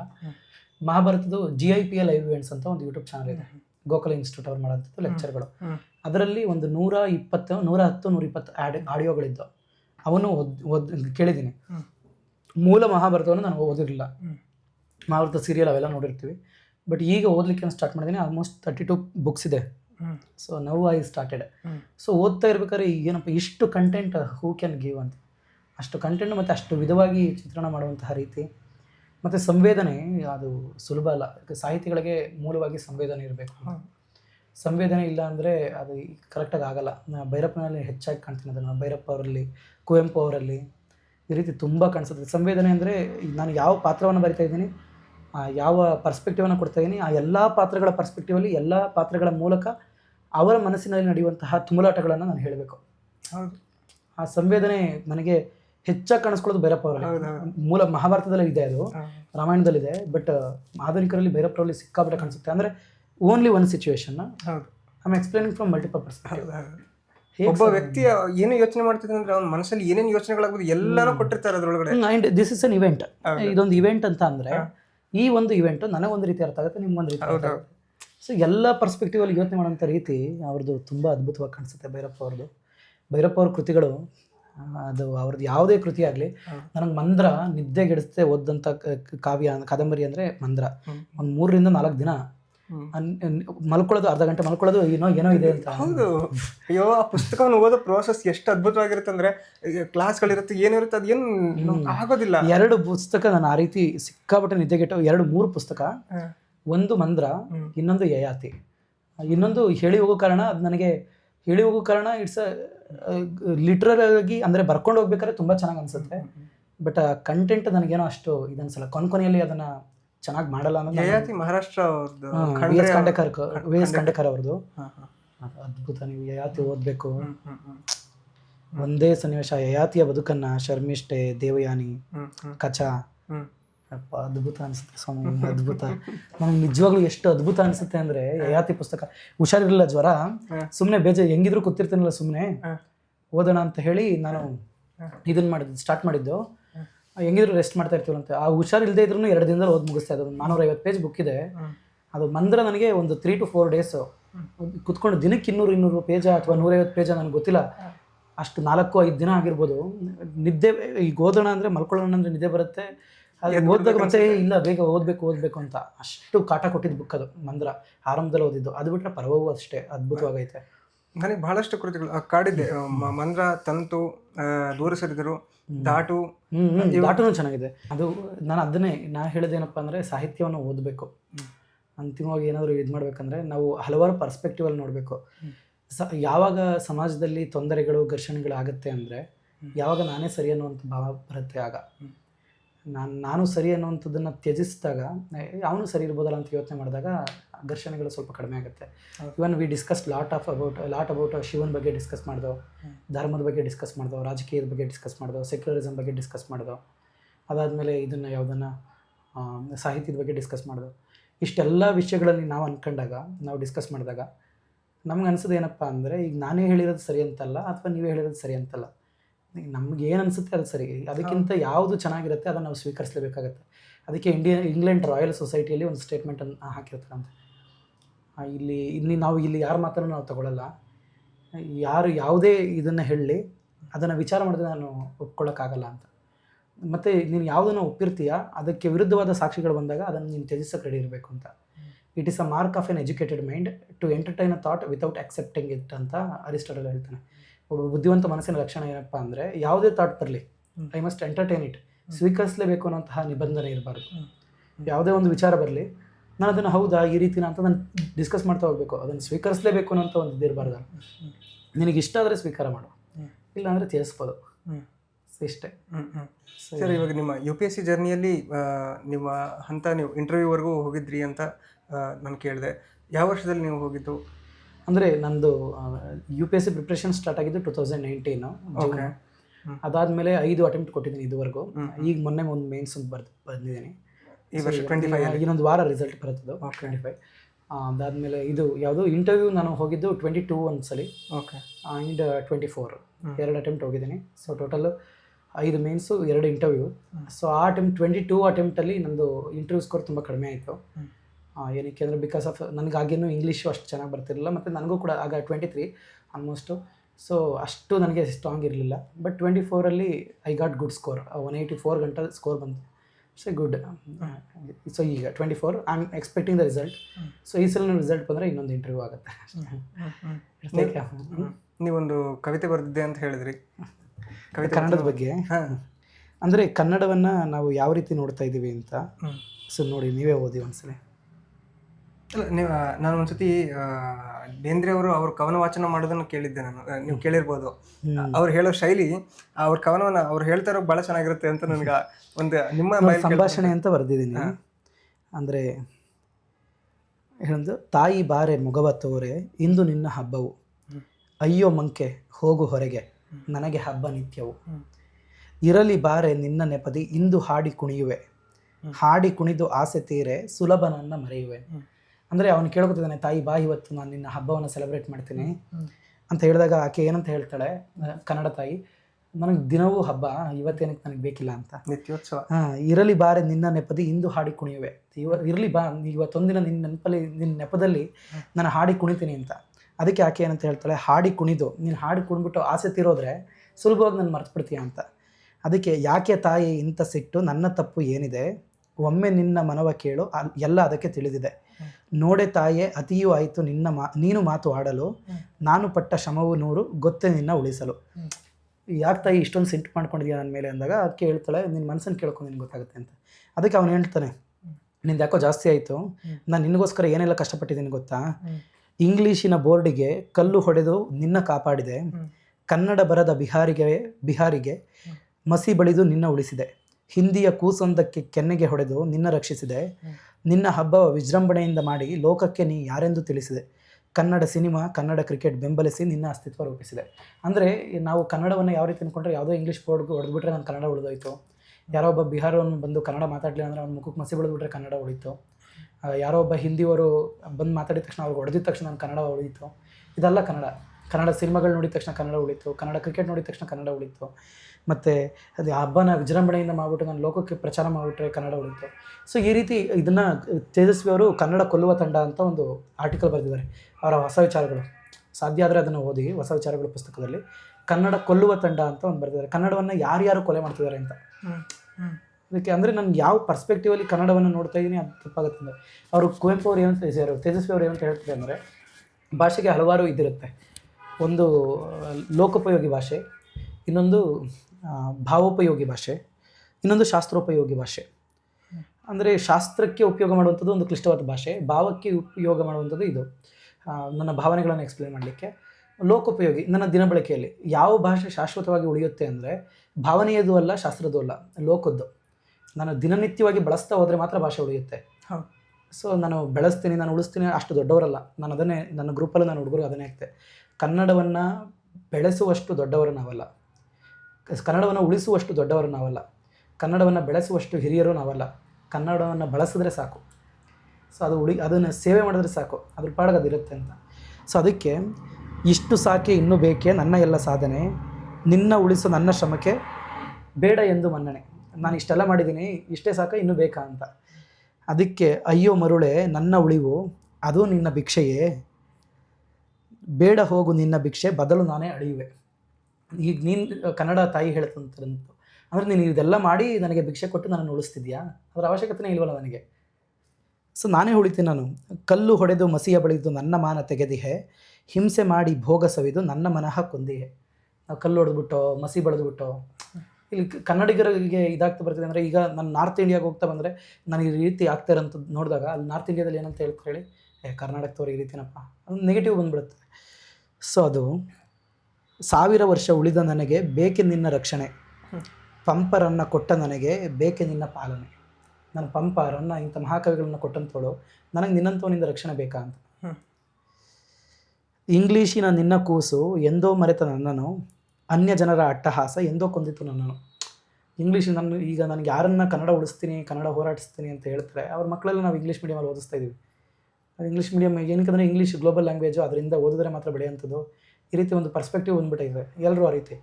ಹೆಸರಿಗೆ ನಾವು ಭಾವ ತೀವ್ರವಾಗಿ ನಾವೇನಂತ ಬರ್ತೀವಿ, ಕನ್ನಡ ನಮ್ಮ ತಾಯಿ, ಕನ್ನಡ ನಮ್ಮ ದೈವ, ಈ ರೀತಿ ಹೇಳ್ತಾ ಬರ್ತೀವಿ ಹೊರತು ನನ್ನ ಮಗನಿಗೆ ಸ್ಕೂಲ್ ಬೇಕು, ಎಜುಕೇಷನ್ ಬಂತಂದರೆ ಕರ್ಕೊಂಡೋಗಿ ಇಂಗ್ಲೀಷಿಗೆ ಸೇರಿಸೋಂಥ ಪರಿಸ್ಥಿತಿ ಬಂದೈತೆ ನಮಗೀಗ. ಇನ್ನೇನು ಕನ್ನಡ ಉಳಿಸ್ತಾ ಇದೀವಿ ನಾವು? ಕಲ್ಲು ಹೊಡೆದು ಮಸಿ ಬೆಳೆದು ಎಲ್ಲಿ ಕನ್ನಡ ಉಳಿಸಂಥದ್ದು? ಅಭಿಜಾತ ಭಾಷೆ ನಾನು, ಬೇಡ ಯಾರ ಕಾವಲು, ಉಳಿಸುವೆಯ ನನ್ನ ನೀನು, ಬಳಸು ಮರುಳೆ ಸಾಕು ಮೊದಲು ಅಂತ. ಅಭಿಜಾತ ಭಾಷೆ ನಾನು, ಬೇಡ ಯಾರ ಕಾವಲು, ನನಗೆ ಯಾರ ಕಾವಲು ಬೇಡ. ನಾನು ಕ್ಲಾಸಿಕಲ್ ಲ್ಯಾಂಗ್ವೇಜ್, ನಾನು ಎಷ್ಟು ವರ್ಷ 2000 3000 ವರ್ಷಗಳ ಕಾಲ ಇತಿಹಾಸವನ್ನು ಹೊಂದಿರುವಂಥ ಭಾಷೆ ನಾನು. ನನಗೆ ಯಾರ ರಕ್ಷಣೆಯೂ ಬೇಡ, ಯಾರ ಕಾವಲು ಬೇಡ. ಉಳಿಸುವೆಯ ನನ್ನ ನೀನು, ನನ್ನನ್ನು ಉಳಿಸೋಷ್ಟು ಕೆಪಾಸಿಟಿ ಇದೆಯಾ ನಿನಗೆ? ಬಳಸು ಮರುಳೆ ಸಾಕು ಮೊದಲು ಅಂತ. ಇಷ್ಟ. ಭಾಳ ಚೆನ್ನಾಗಿದೆ. Thank you. ಅಲ್ಲ, ಅದನ್ನು ಅನಿಸ್ತು. ಅಂದರೆ ನನಗೆ ಆ ಕನ್ನಡ ಕಲ್ಲುವ ತಂಡ ಅಂತ ಓದಿದಾಗ ನನಗೆ ಅನಿಸಿದ್ದು, ಅಂದರೆ ನಾವು ಏನು ಮಾಡ್ತಾಯಿದ್ವಿ ನಾವು ಕನ್ನಡವನ್ನು ಉಳಿಸ್ಲಿಕ್ಕೆ? ಕನ್ನಡವನ್ನು ಉಳಿಸೋಷ್ಟು ದೊಡ್ಡವರ ನಾವು? ಕುವೆಂಪು, ಬೇಂದ್ರೆ ಅವ್ರು ಮಾಡಿರುವಂಥದ್ದು ಇದ್ರ ಮುಂದೆ ನಾವೆಲ್ಲ ಏನೂ ಅಲ್ಲ, ಇಷ್ಟು ಅಲ್ಲ. ಕನ್ನಡದ ಪುಣ್ಯ ನಮ್ಮ ಕುವೆಂಪು ಅವರು, ಡಾಕ್ಟರ್ ರಾಜ್ಕುಮಾರ್ ಅವರು, ಬೇಂದ್ರೆ, ಇಂಥ DVG ಇಂಥ ಮಹಾಕವಿಗಳು ಕನ್ನಡದಲ್ಲಿ ಹುಟ್ಟಿದ್ದು ನಮ್ಮ ಪುಣ್ಯ ಹೌದು. ಸೊ ಅಂಥ ಮಹಾಕವಿಗಳ ಇದನ್ನು ಸಂಸ್ಕೃತಿ ಅವರು ಉಳಿಸಿ ಬಂದಂಥದ್ದು, ಅವರ ಅಭಿಮಾನಗಳು. ಕರ್ನಾಟಕವೆಂದರೇನು ಬರಿಯ ಹೆಸರೇ, ಮಂತ್ರ ಕಣ, ಶಕ್ತಿ ಕಣ ಅಂತ ಕುವೆಂಪು ಅವ್ರು ಹೇಳೋಂಥ ರೀತಿ. ಕಾವ ಕೊಲುವ ಬಲವ ಬಲವ ಪಡೆದ ಚಲದ ಚಂಡಿ ಕಣ, ಋಷಿಯ ಕಾಣ್ಬ ಕಣ್ಣಿಗೆ, ಇಷ್ಟು ಅದ್ಭುತವಾಗಿ ಅವರು ಚಿತ್ರಣ ಮಾಡಿದಂಥವ್ರು. ಅದನ್ನು ಬಳಸ್ಕೊಳ್ತಾ ಹೋದರೆ ಸಾಕು. ಕುವೆಂಪು ಅವರನ್ನು ಮತ್ತೆ ನಾವು ತರಬೇಕು, ಬೇಂದ್ರೆ ಅವರನ್ನು ತರಬೇಕು, DVG ಅವರನ್ನು ತರಬೇಕು, ಅನಕ್ರೂರವರು. ಮತ್ತು ಕನ್ನಡ ರಾಜ್ಯೋತ್ಸವ ಅಂತ ಬಂದಾಗ ನಾವೇನು ಮಾಡ್ತೀವಿ, ಹೀರೋಗಳದೋ ಇಲ್ಲ ಕ್ರಿಕೆಟ್ ಟೀಮ್ಗಳದೋ ಇವುಗಳನ್ನ ಫೋಟೋ ಹಾಕೊಂಡು ನಾವು ಮೆರೆಸ್ಬಿಡ್ತೀವಿ, ಮುಗ್ದೋಗುತ್ತೆ ಅಂತ. ಕನ್ನಡಕ್ಕೋಸ್ಕರ ಹೋರಾಡಿದಂಥವ್ರು ಯಾರ್ಯಾರು? ಆಲೂರು ವೆಂಕಟರಾಯರು ಇಡೀ ಕರ್ನಾಟಕವನ್ನು ಸುತ್ತಿ ಕರ್ನಾಟಕ ಗತವೈಭವ ಅಂತ ಕೃತಿಯನ್ನು ಬರೆದರು. ಕರ್ನಾಟಕವೆಲ್ಲಿದೆ, 10-15 ಆಗಿ ಹಂಚಿ ಹೋದ ಈ ಕರ್ನಾಟಕವನ್ನು ಮತ್ತೆ ಒಲಿದು ಒಂದು ಮಾಡುವವರು ಯಾರು ಅಂತ ಅವ್ರು ಆ ರೀತಿ ಬರ್ಕೊಳ್ತಾರೆ. ವಾಗ್ಭೂಷಣ ಪತ್ರಿಕೆ, ಜೈ ಕರ್ನಾಟಕ ಪತ್ರಿಕೆ, ಆಲೂರು ವೆಂಕಟರಾಯರು. ಅದಾದಮೇಲೆ ಡೆಪ್ಯೂಟಿ ಚನ್ನಬಸಪ್ಪ ಅವರು ಮಹಾರಾಷ್ಟ್ರದಲ್ಲಿ, ಮುಂಬೈ ಕರ್ನಾಟಕ ಪ್ರಾಂತ್ಯದಲ್ಲಿ ಇದ್ದಂಥವ್ರು. ಅವ್ರು ಏನಾಗ್ತಾ ಬರುತ್ತೆ ಅಂದರೆ, ಮಹಾರಾಷ್ಟ್ರದಲ್ಲಿ ಮರಾಠಿಯಲ್ಲಿ ಕನ್ನಡ ಶಾಲೆಗಳಿರಲ್ಲ. ಮುಂಬೈ ಕರ್ನಾಟಕ ಪ್ರಾಂತ್ಯ, ಟಿಪ್ಪು ಸುಲ್ತಾನ್ ನಂತರ ಕರ್ನಾಟಕ ಡಿವೈಡ್ ಆಗೋಗುತ್ತೆ. ಸೊ ಸದರ್ನ್ ಕರ್ನಾಟಕ ಮಾತ್ರ, ದಕ್ಷಿಣ ಕರ್ನಾಟಕ ಮಾತ್ರ ಕರ್ನಾಟಕದಾಗಿ ಉಳಿಯುತ್ತೆ. ಮಿಕ್ಕಿದೆಲ್ಲ ಮುಂಬೈ ಕರ್ನಾಟಕ. ಅಲ್ಲಿ 20ಕ್ಕಿಂತ ಹೆಚ್ಚು ರಾಜ್ಯಗಳಿರ್ತವೆ. ಆ ಮುಂಬೈ ಪ್ರಾಂತ್ಯದಲ್ಲಿ ಕನ್ನಡ ಮಕ್ಕಳಿಗೆ ಕನ್ನಡ ಓದಲಿಕ್ಕೆ ಇಲ್ಲ, ಮರಾಠಿಯನ್ನೇ ಕಲಿಬೇಕು ಬಲವಂತವಾಗಿ. ಸೊ ಇವ್ರು ಏನು ಮಾಡ್ತಾರೆ, ತನ್ನ ಹೆಂಡತಿಯ ಒಡವೆಯನ್ನು ಮಾರಿ ಶಾಲೆಗಳನ್ನು ಕಟ್ಟಿಸಿ ಎಷ್ಟೋ ಶಾಲೆಗಳನ್ನು ಕಟ್ಟಿಸ್ತಾರೆ ಕನ್ನಡಕ್ಕೋಸ್ಕರ. ಯಾರೂ ನೆನಪಿಟ್ಕೊಳ್ಳಲ್ಲ ಅವ್ರದ್ದು. ಅಂದನಪ್ಪ ದೊಡ್ಡಮೇಟಿ ಅವರು ಉಪವಾಸ ಸತ್ಯಾಗ್ರಹವನ್ನು ಮಾಡ್ತಾರೆ. ಹುಲಿಗೋಳ್ ನಾರಾಯಣರವರು ಉದಯವಾಗಲಿ ನಮ್ಮ ಚೆಲುವ ಕನ್ನಡ ನಾಡು. ಎಷ್ಟು ಜನ ಹೋರಾಟ ಮಾಡಿರುವಂಥದ್ದು ಕನ್ನಡದ ಏಕೀಕರಣ ಆಗಬೇಕು ಅಂತ. ಅದನ್ನು ಯಾವುದೂ ನೆನೆದೇ ಇರುವಂತಹ ಒಂದು ಪ್ರಸಂಗ ಈಗಿರುವಂಥದ್ದು ನಮ್ಮಲ್ಲಿ. ಮತ್ತು ಕನ್ನಡ ರಾಜ್ಯೋತ್ಸವ ಅಂತ ಬಂದಾಗ ಯಾವುದೂ ಹೌದು, ಹೀರೋಗಳು, ಇದು ಯಾರೋ ಕ್ರಿಕೆಟ್ ಟೀಮ್ಗಳು, ಇವೆಲ್ಲ ಕನ್ನಡದ ಒಂದು ಅಸ್ತಿತ್ವವನ್ನು ರೂಪಿಸ್ಬೋದು, ಇಲ್ಲ ಅಂತಲ್ಲ. ಬಟ್ ಅದನ್ನು ಮೀರಿದಂತಹ ಸಾಧನೆಯನ್ನು ಮಾಡಿದಂಥವ್ರನ್ನ ನಾವು ಮರೆತೇ ಬಿಟ್ಟಿದ್ದೀವಿ. ಮರೆವು ಹೋಗಬೇಕು ಅಂದರೆ ಅವರು ಮತ್ತೆ ಬರಬೇಕು. ಅವರು ಮಾಡಿರುವಂತಹ ಸಾಧನೆಗಳನ್ನು ಮತ್ತೆ ಜನ ನೆನಪಿಸ್ಕೊಳ್ಬೇಕು. ಅದು ನಮಗೆ ಒಂದು ಪ್ರೇಮವನ್ನು ಕೊಡುತ್ತೆ. ಆಮೇಲೆ ತೇಜಸ್ವಿ ಅವರು ಹೇಳೋ ರೀತಿ ಕನ್ನಡವನ್ನು ನಾವೇನು ಮಾಡ್ತಾ ಹೋಗಬೇಕು, ಅತಿಯಾಗಿ ಬಳಸಬೇಕು. ಎಷ್ಟು ಸಾಧ್ಯ ಆಗುತ್ತೆ ಅಷ್ಟು ಸಾಧ್ಯವಾಗಿ ನಾವು ಬಳಸ್ತಾ ಹೋಗಬೇಕು. ಈಗ ಇಂಗ್ಲೀಷಿನ ಮರೆಯಲ್ಲಿ, ಜಾಗತೀಕರಣದ ಮರೆಯಲ್ಲಿ ಕನ್ನಡ ಕಡಿಮೆ ಆಗ್ತಾ ಬರ್ತಿದೆ, ಅಳಿವಾಗ್ತಾ ಬರ್ತಿದೆ. ನೀವು ತಮಿಳ್ ಕಲ್ಚರನ್ನು ನೋಡಿ. ತಮಿಳ್ ಕಲ್ಚರ್ ಇಟ್ಸ್ ಲೈಕ್ ಅವರು ಆ ಪ್ಯೂರಿಟಿಯನ್ನು ಮೇಂಟೈನ್ ಮಾಡಬೇಕು ಅಂತ ಮಾಡ್ಕೊಳ್ತಾನೆ ಇರ್ತಾರೆ. ಯಾವತ್ತೂ ಕೂಡ ಬೇರೆ ತನ್ನ ದಬ್ಬಾಳಿಕೆಯನ್ನು ನಡೆಸಲಿಕ್ಕೆ ಅವರ ಅವಕಾಶವನ್ನು ಮಾಡ್ಕೊಳ್ಳೋದೇ ಇಲ್ಲ. ಕನ್ನಡದಲ್ಲಿ ಆ ದಬ್ಬಾಳಿಕೆಯನ್ನು ನಾವು ಅನುಸರಿಸ್ತಾ ಹೋಗ್ತಾ ಇದ್ದೀವಿ. ಒಂದು ಬೌದ್ಧಿಕ ಗುಲಾಮತೆಯಿಂದ ನಾವು ಎಕ್ಸೆಪ್ಟ್ ಮಾಡ್ಕೊಬಿಡ್ತಾ ಇದ್ದೀವಿ ಅನ್ನೋದೊಂದು ಸಮಸ್ಯೆ ಕಾಣ್ತಾನೆ ಇರುತ್ತೆ ನನಗೆ.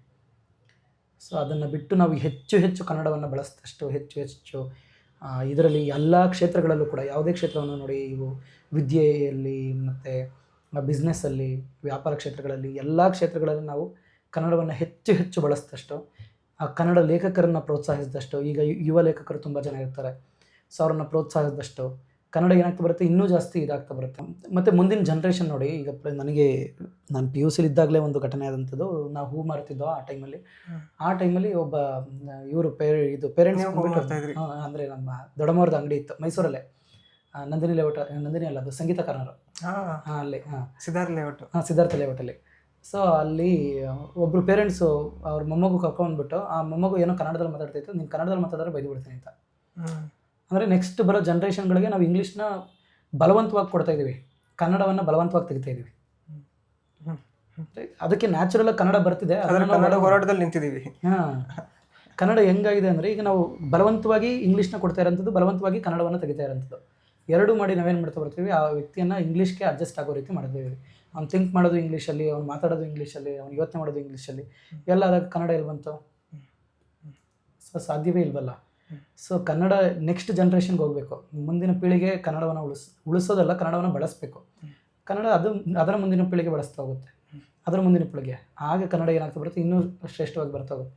ಕನ್ನಡ ಮಾಧ್ಯಮ ಶಾಲೆಗಳನ್ನು ನೋಡಿ ಕನ್ನಡವನ್ನು ಈಗ ಪ್ರೋತ್ಸಾಹಿಸುವಂತಹ ಎಷ್ಟೋ ಜನ ಸರ್ಕಾರದಲ್ಲಿ ಇರೋಂಥವರೇ ಆಗಲಿ ಅಥವಾ ಇವರೇ ಆಗಲಿ, ಅವ್ರದ್ದೇ ಪ್ರೈವೇಟ್ ಕಾಲೇಜುಗಳೈತೆ, ಇಂಗ್ಲೀಷ್ ಮೀಡಿಯಮ್ ಕಾಲೇಜುಗಳು.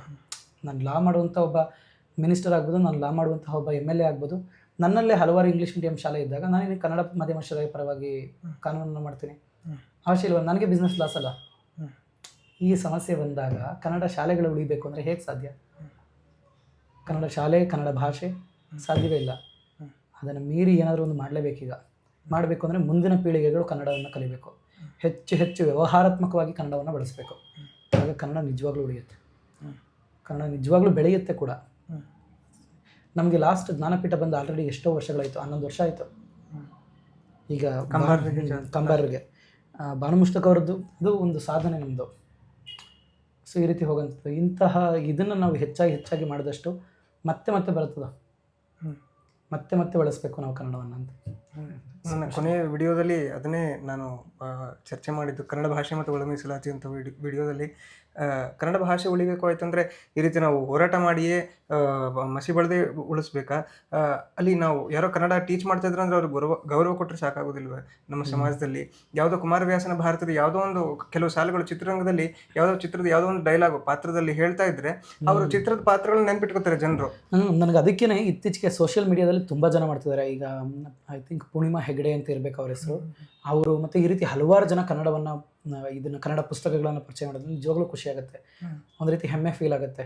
ಹೌದಲ್ಲ, ಅಟ್ಲೀಸ್ಟ್ ಇವರಾದರೂ ಕನ್ನಡ ಪುಸ್ತಕಗಳನ್ನು ಬೆಳೆಸ್ತಿದ್ದಾರೆ, ಕನ್ನಡ ಪುಸ್ತಕಗಳನ್ನು ಮಾಡ್ತಾ ಹೋಗ್ತಾರೆ, ಅದೊಂದು ನೆಮ್ಮದಿಯನ್ನು ಕೊಡುತ್ತೆ. ನಾನು ಅದಕ್ಕೆ ನಿಮ್ಗೆ ಸ್ಟಾರ್ಟಿಂಗ್ ಹೇಳಿದೆ, ಸಾಧ್ಯ ಆದಷ್ಟು ಕನ್ನಡವನ್ನು ನಾವು ರೀಚ್ ಮಾಡಿಸ್ಬೇಕು, ಕನ್ನಡ ಪುಸ್ತಕಗಳನ್ನು ರೀಚ್ ಮಾಡಿಸ್ಬೇಕು. ಈ ರೀತಿ ನೀವು ಅವಾಗಲೇ ಹೇಳಿದ ಹಾಗೆ ಟ್ರಿಪ್ಗಳಿಗೆ ಹೋಗ್ಬೇಕಾದ್ರೆ ನಾವು ಒಂದು ಪುಸ್ತಕಗಳನ್ನು ಓದ್ಬಿಟ್ಟು, ಕನ್ನಡ ಪುಸ್ತಕಗಳನ್ನು ಓದ್ಬಿಟ್ಟು ಅಲ್ಲೋಗಿ ಅದ್ರ ಬಗ್ಗೆ ಚರ್ಚೆ ಮಾಡ್ತಾ ಯಾವುದೋ ಆ ಪ್ಲೇಸ್ ಅನ್ನ ವರ್ಣನೆ ಮಾಡುವ ಯಾವುದೋ ಪುಸ್ತಕಗಳನ್ನ ಓದ್ಬಿಟ್ಟು ಹೋದ್ರೆ ಜೀವ ಕುಮಾರ ಪರ್ವತ ಇದೆ, ಅದೊಂದು ರೀತಿ ಅದ್ಭುತ ಅನಿಸುತ್ತೆ. ಸೊ ಆ ರೀತಿ ಅದೊಂದೇ ಅಂದರೆ ಹೆಚ್ಚು ವ್ಯವಹಾರಾತ್ಮಕವಾಗಿ ಕನ್ನಡ ಬಂದಷ್ಟು ಕನ್ನಡಕ್ಕೆ ಯಾರಿಂದಲೂ ಕೂಡ ತೊಂದರೆ ಇಲ್ಲ. ಅಭಿಜಾತ ಅದು. ಕನ್ನಡಕ್ಕೆ ತೊಂದರೆಯನ್ನು ಕೊಡ್ತಾ ಇರೋದು ನಾವೇ. ಅದನ್ನ ನಾವೇ ಅರಿತುಕೊಂಡು ಅದನ್ನು ಸರಿ ಮಾಡಿಸ್ಕೋಬೇಕಾಗಿರುವಂಥದ್ದು ಅನಿವಾರ್ಯ. ಅದು ನಾನು ಇವತ್ತು ಕನ್ನಡ ರಾಜ್ಯೋತ್ಸವ ಬೇರೆ ನವೆಂಬರ್ 1ನೇ ತಾರೀಕು, ನಾನು ಏನು ಮಾಡಲಿಲ್ಲ, ವಿಡಿಯೋ ಮಾಡಕ್ಕೆ ನನಗೆ ಬೆಳಗ್ಗೆ ಸಮಯ ಆಗಲಿಲ್ಲ ಅಂತ ಅನ್ಕೊಂಡೆ. ಇವತ್ತು ಪೂರ್ತಿ ನಮ್ಮ ಚರ್ಚೆ ಕನ್ನಡದ ಬಗ್ಗೆ ಆಯಿತು. ಅದು ಇಂಥ ಅದ್ಭುತವಾದ ಸಂಯೋಗ, ಬಹಳ ಖುಷಿ ಆಯಿತು ನನಗೆ. ಎಲ್ಲ ಕೆಲವು ಸತಿ ನಾವು ಕಳೆದ ಕ್ಷಣಗಳು ಸ್ವಲ್ಪ ಹೊತ್ತು ಕಳೆದ್ರೂ ಕೂಡ ಜೀವನ ಪೂರ್ತಿ ನೆನಪಿರ್ತವೆ. ಆ ಥರದ ಒಂದು ಚರ್ಚೆ ಇವತ್ತಾಗಿದ್ದು ನನಗೆ ಬಹಳ ಖುಷಿ ಆಯಿತು. ನಿಮ್ಮ ಸಮಯ ನನಗೆ ಕೊಟ್ಟದ್ದು ನನಗೆ ಬಹಳ ಖುಷಿ ಆಯಿತು. ಹೀಗೆ ಮತ್ತೆ ಸಿಗ್ತಾ ಇರೋಣ, ಬಹಳಷ್ಟು ವಿಷಯಗಳ ಬಗ್ಗೆ ಇನ್ನು ಹಲವಾರು ಯೋಚನೆಗಳಲ್ಲಿ ಮಾಡೋಣ. ನಾನು ಯಾವಾಗ ಸಮಯ ಸಿಗುತ್ತೆ ಆಗೆಲ್ಲ ನಾನು ಆ ಕಡೆ ಮೈಸೂರು ಬಂದಾಗಲೂ ನಾನು ಹೇಳ್ತೀನಿ. ಸೊ ನಾನು ಬೆಂಗಳೂರಿಗೆ ಬಂದರೆ ಮತ್ತೆ ನಾನು ಇಲ್ಲಿಗೆ ಬರ್ತೀನಿ. I am really impressed. ನಿಮಗೆ ಏನೇ ಇದಾಗಲಿ ಒಳ್ಳೇದಾಗಲಿ ಯೂಟ್ಯೂಬಲ್ಲಿ, ಮತ್ತು ನಮ್ಮಿಂದ ಏನು ಸಹಾಯ ಆಗುತ್ತೆ, ನಮ್ಮಿಂದ ಏನು ಸಿಗುತ್ತೆ ಸಿಗೋಣ. ನಿಮ್ಮ ಅಸ್ತಿತ್ವ, ನಿಮ್ಮ ಪ್ರೆಸೆನ್ಸೇ ಸಾಕು ಸರ್ ನಮಗೆ. ಜೊತೆಯಲ್ಲಿ ಇದ್ದಾಗ ನಮಗೆ ಬೇರೆ ಬೇರೆ ವಿಷಯಗಳು ಮನಸ್ಸಿಗೆ ಬರುತ್ತಲ್ಲ, ಕೆಲವು ಸತಿ ಕಣ್ಣಲ್ಲಿ ನೀರು ಬರುತ್ತಲ್ಲ, ಅಷ್ಟೇ ಸಾಕು ನಮಗೆ. ಅಷ್ಟೇ ಆ ಭಾವ ತುಂಬಿದಾಗಲೇ ಆ ರೀತಿ ಆಗುವಂಥದ್ದು. ನನಗೂ ಕೂಡ ತುಂಬ ಚೆನ್ನಾಗಿ ಡಿಸ್ಕಷನ್ ಆಯಿತು ಅನಿಸ್ತು, ನನಗೂ ಕೂಡ ಹ್ಯಾಪಿ ಆಯಿತು. So thank you so much sir. Thank you.